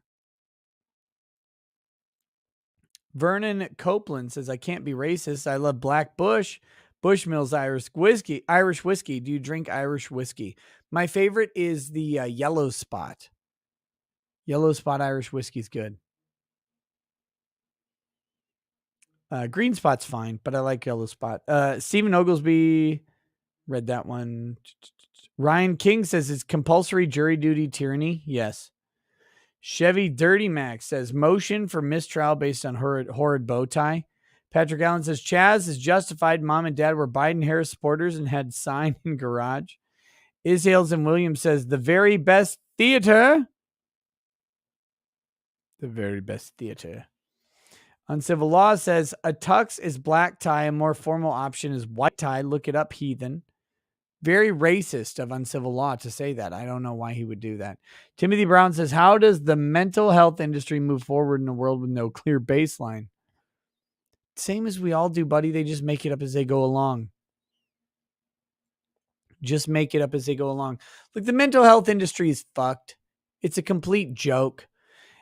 That doesn't mean that you can't get help from someone, right? You go, you get, you have a consultation, you like the person, you like their advice, you like their perspective, and they can help you. They absolutely can. But the industry is a fucking joke.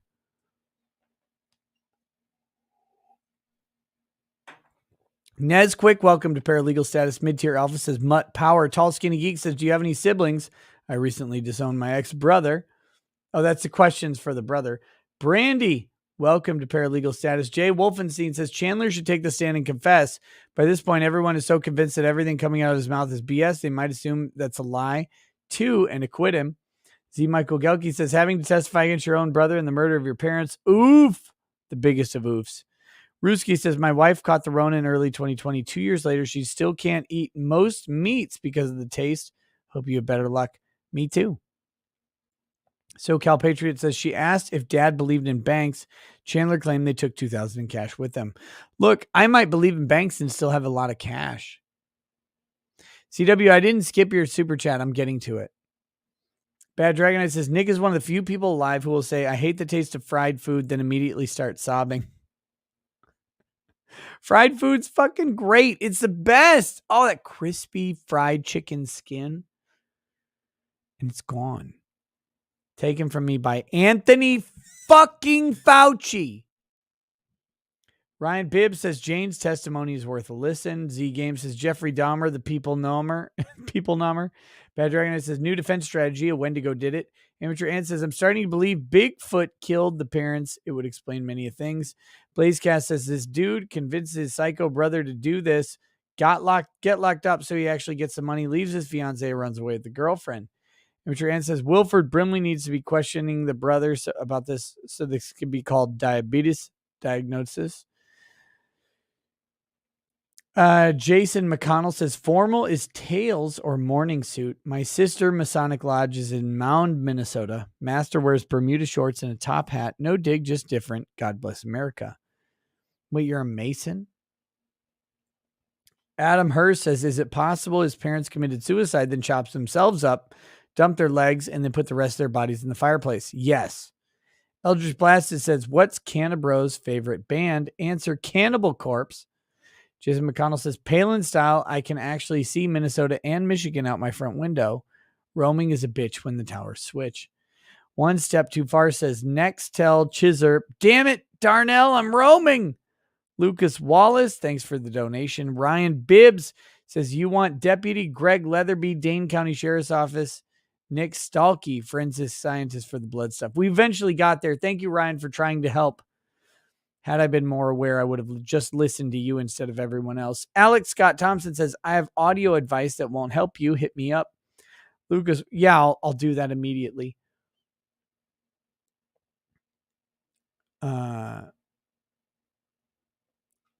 Lucas Wallace says, dude's basement was as glowy as a Fed on 1-6.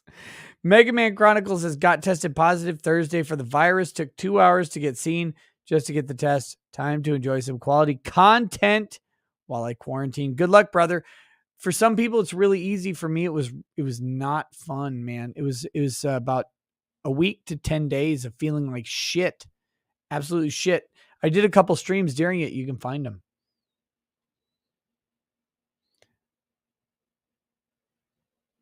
Death Wish, I don't want to come visit you to have fried chicken right now. All fried oil tastes like ass right now. There's no good about any of it because of the coof. Space Force Commander says, I'm watching you while reading the almost non-existent laws on homeschooling in my state. We're starting my son's kindergarten this fall as my wife considers travel nursing out of a fifth wheel. Jason Oppenheimer says, I bought some Cooper and Thief that you mentioned earlier with dark and jammy with toasty vanilla notes and aged 3 months in bourbon. Thank you. Cooper and Thief's a good red wine, man. I like it. Slade says, what did the Haldersons know about the Clintons is the real question. Stephen Oglesby says, wait, I read that one. Ponton21 says, sir, are you on Luminal right now? Yes. Evie Warner says, man, that is one organized basement. Stephen Oglesby says, could this guy make a simple concept any more confusing? His testimony really was confusing, which is silly because it's just luminol. I spray it on the blood and it makes the blood light up. There you go. Are chips still good to me? They're awkward. They're awkward. I've got a thing of prosciutto in my fridge. I'm going to eat that for the Twitch stream.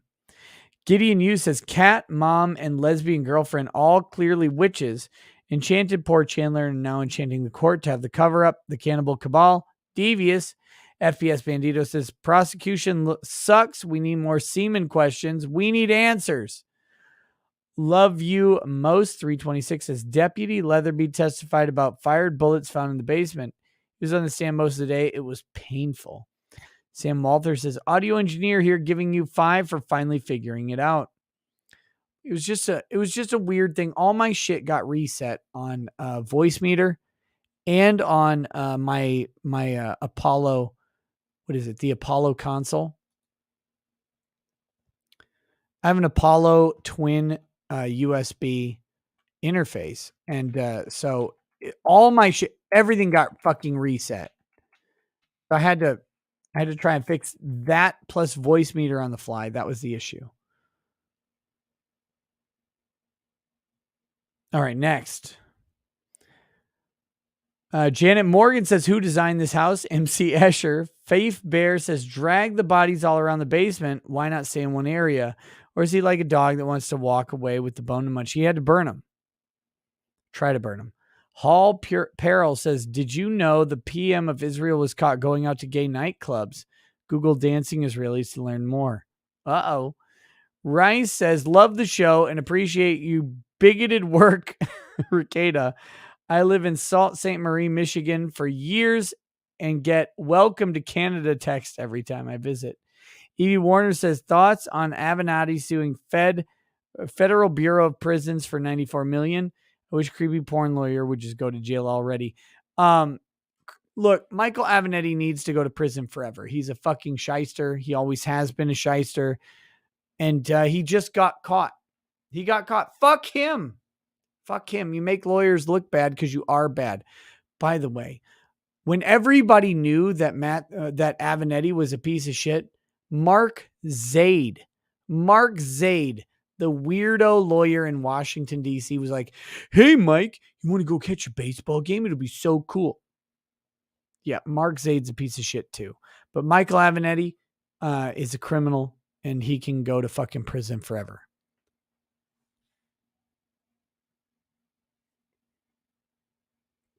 It's a lot of liquor. Tara Rayner says, in my opinion, Rhodes is so they can claim seditious conspiracy. He has CI written all over his mugshot. Epps is the lawyer, should be asked if Ray was paid CI for DOD. That's January 6th stuff. Hippoopy says the song is Fuck the Pain Away by Peaches. Andrew Moore Snowboard says sending out an SKS. Timothy Brown says pathology becomes difficult when the bodies are eaten. I'm still excited for all the tell-all book Grilling with Chaz. DH Devillian says, and will you state for the record, do you drive a Subaru? Five Bear says Corey Breast Lowry. Andrew War Snowboard says Wonder Woman, an alt-right dog whistle for a trans. Kevin Speaks on it says she's totally butch in all her relationships. Rottweiler says Rocky 3 called. He wants his pompadour back. Timothy Brown says Jodi Arias trial, the ear-to-ear cutthroat photo still haunts me today. Dude, the shit that haunts me right now is that Pennsylvania snow in the driveway shooting where the like across the street neighbors are arguing with the guy and he comes up and he fucking just straight blasts the wife and the husband. That's not what bothers me. Look, I can see people get shot all day. That doesn't bother me. It's the fact that he puts 2 bullets into her fucking skull and she's still alive. She's still alive and she's saying, Jimmy, are you okay? Jimmy, talk to me. It's the most horrific thing. Seeing a husband and wife who've been married forever, realizing that each other are dying and trying to like, and all of their concern is on the other one. All of their concern is on the other person. And that's tough. That's tough right there.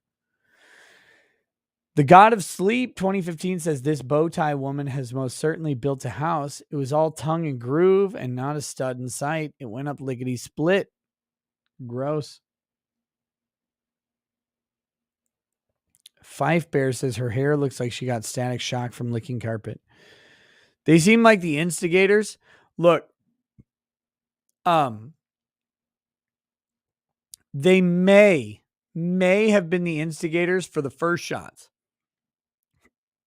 When he leaves and comes back and plugs the chick 2 times in the fucking head with the handgun and then leaves again to go get the AR and put 2 more rounds in her fucking skull. And you can watch her brain degrade in real time as she's still talking after like fucking 4 rounds through the dome. That guy's a murderer. Even if they were instigating and he defended himself, which I think is a thin fucking claim. Even if that is true. Those follow-up shots, he murdered. He's a murderer at that point. I mean, obvious murderer at that point.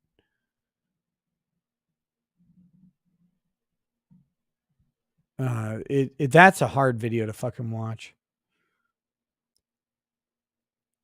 Fife Bear says her hair looks like she got static shock from licking carpet. Luke Pearson says bow tie woman does it for my bisexual girlfriend. Not gonna lie. Wait, what? Wait, are you saying you want to have sex with a bow tie woman? That's fucking foul, dude.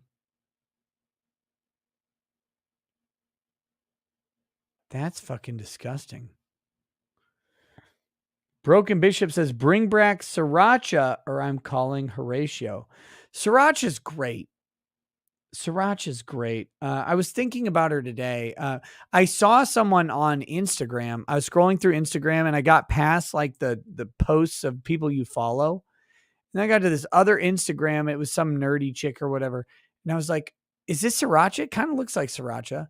But it wasn't. It was actually some chick who follows Geeks and Gamers and Drunk 3PO and stuff like that. So it wasn't her, but it looked like her. And I was like, oh, God, the conversations with Sriracha were great. I haven't talked to her in well over a year. She's phenomenal.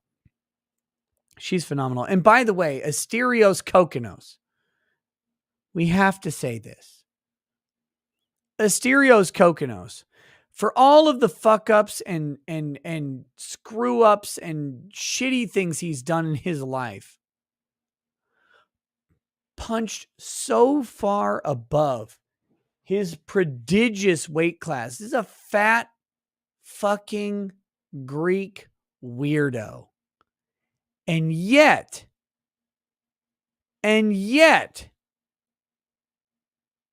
Sriracha is a fucking smoke show who's hilarious. And she's still with Asterios. It was always a mystery. It was always a mystery.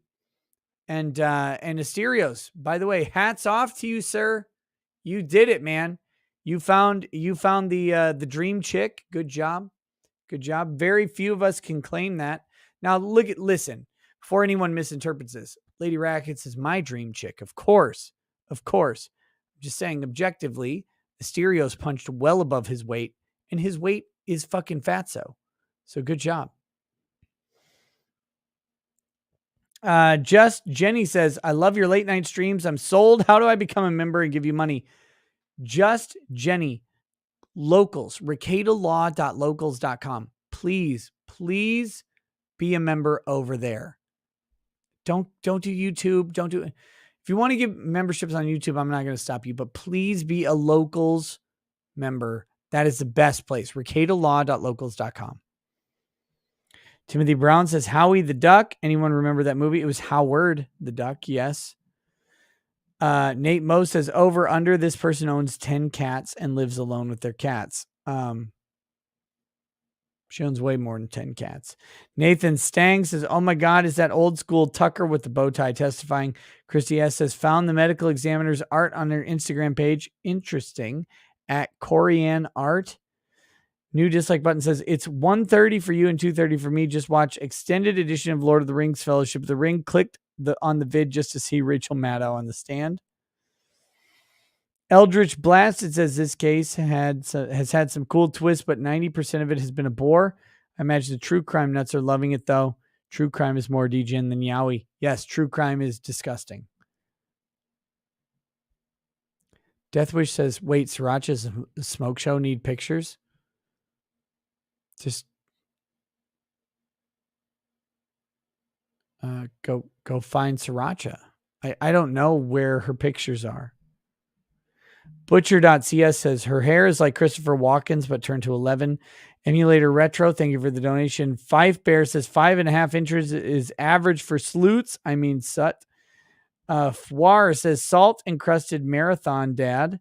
Tara Rayner says, I'm almost a sketch pad myself. It's been a few years since I've got new ink, but a new tattoo is always a yes.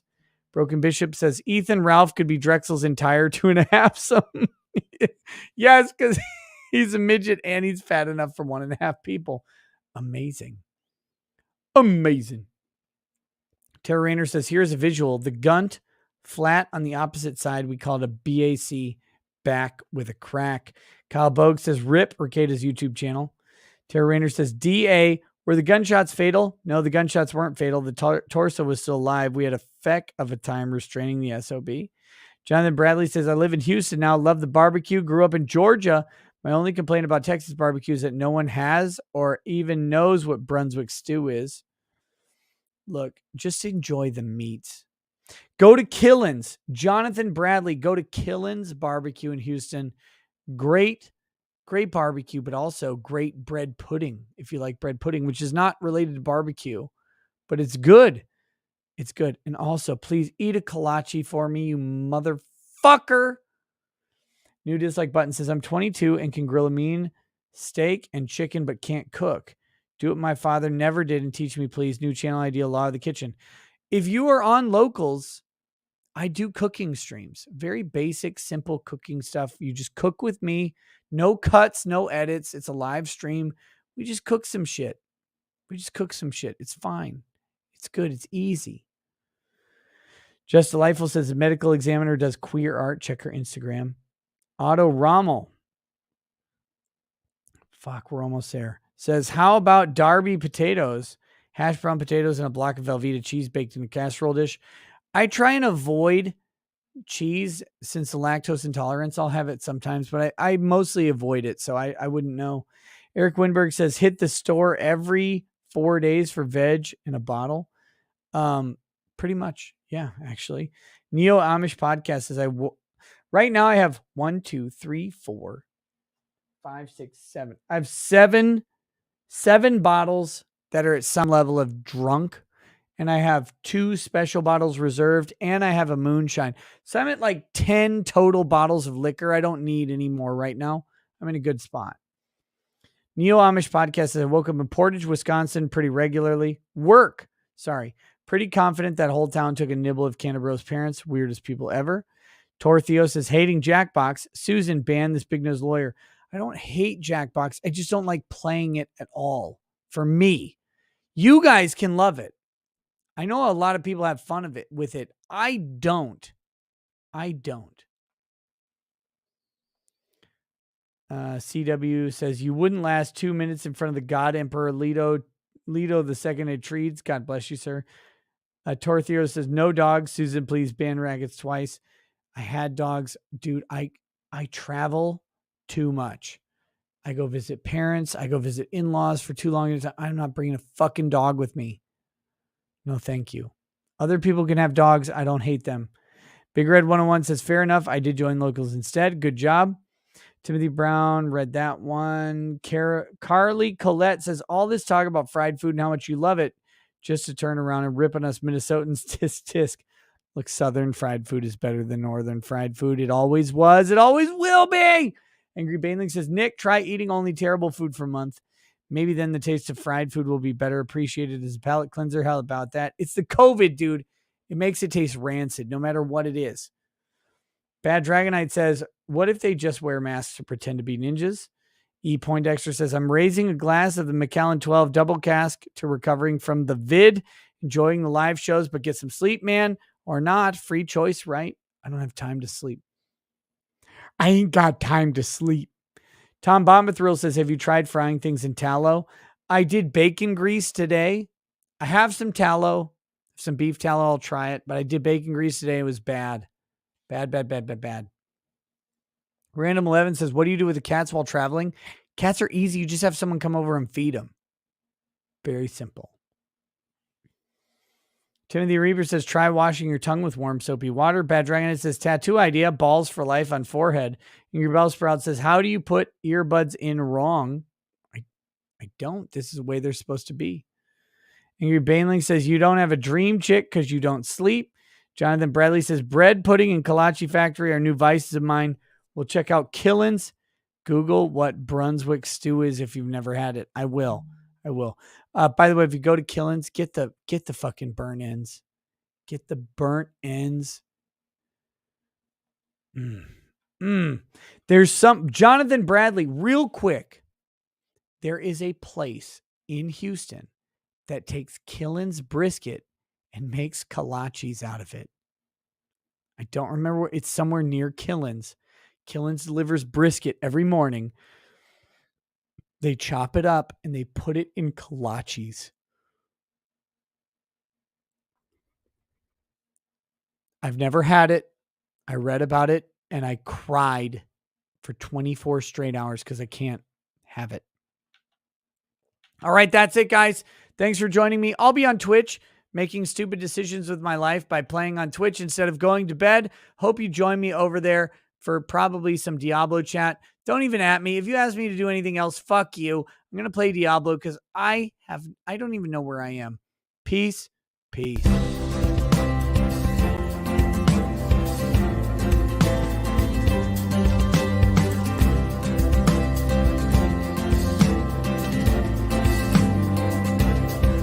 Oh, he drinks a fair bit, but you realize that It just helps get his noggin jogging along. With his glass by his side and his kids asleep tight, we'll hear some lost planning tonight. With his microphone muted, we'll laugh at this boomer until he explains it's all part of the plan. Watch his face become redder as he becomes meta, raging at idiots from Twitterland. From the white shores of Maine to the hills of Glenlivet, there's no one who explains the law better than Nick.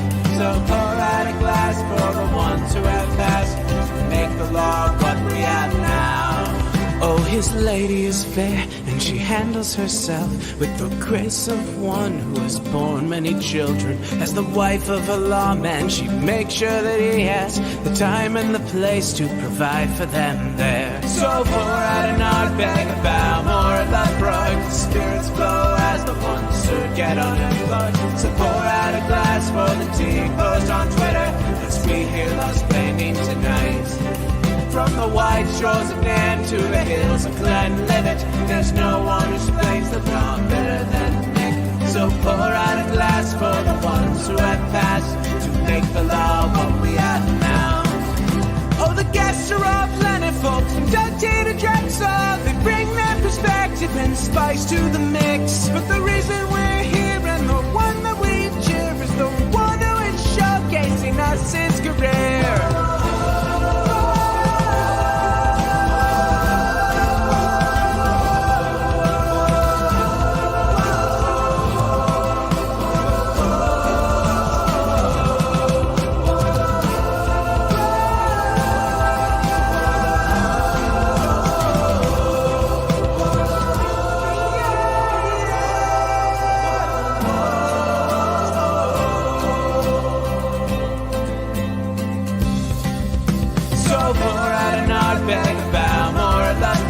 Spirits flow as the ones who get unemployed. So pour out a glass for the tea post on Twitter as we hear lost planning tonight. From the white shores of Nan to the hills of Glenlivet, there's no one who explains the law better than Nick.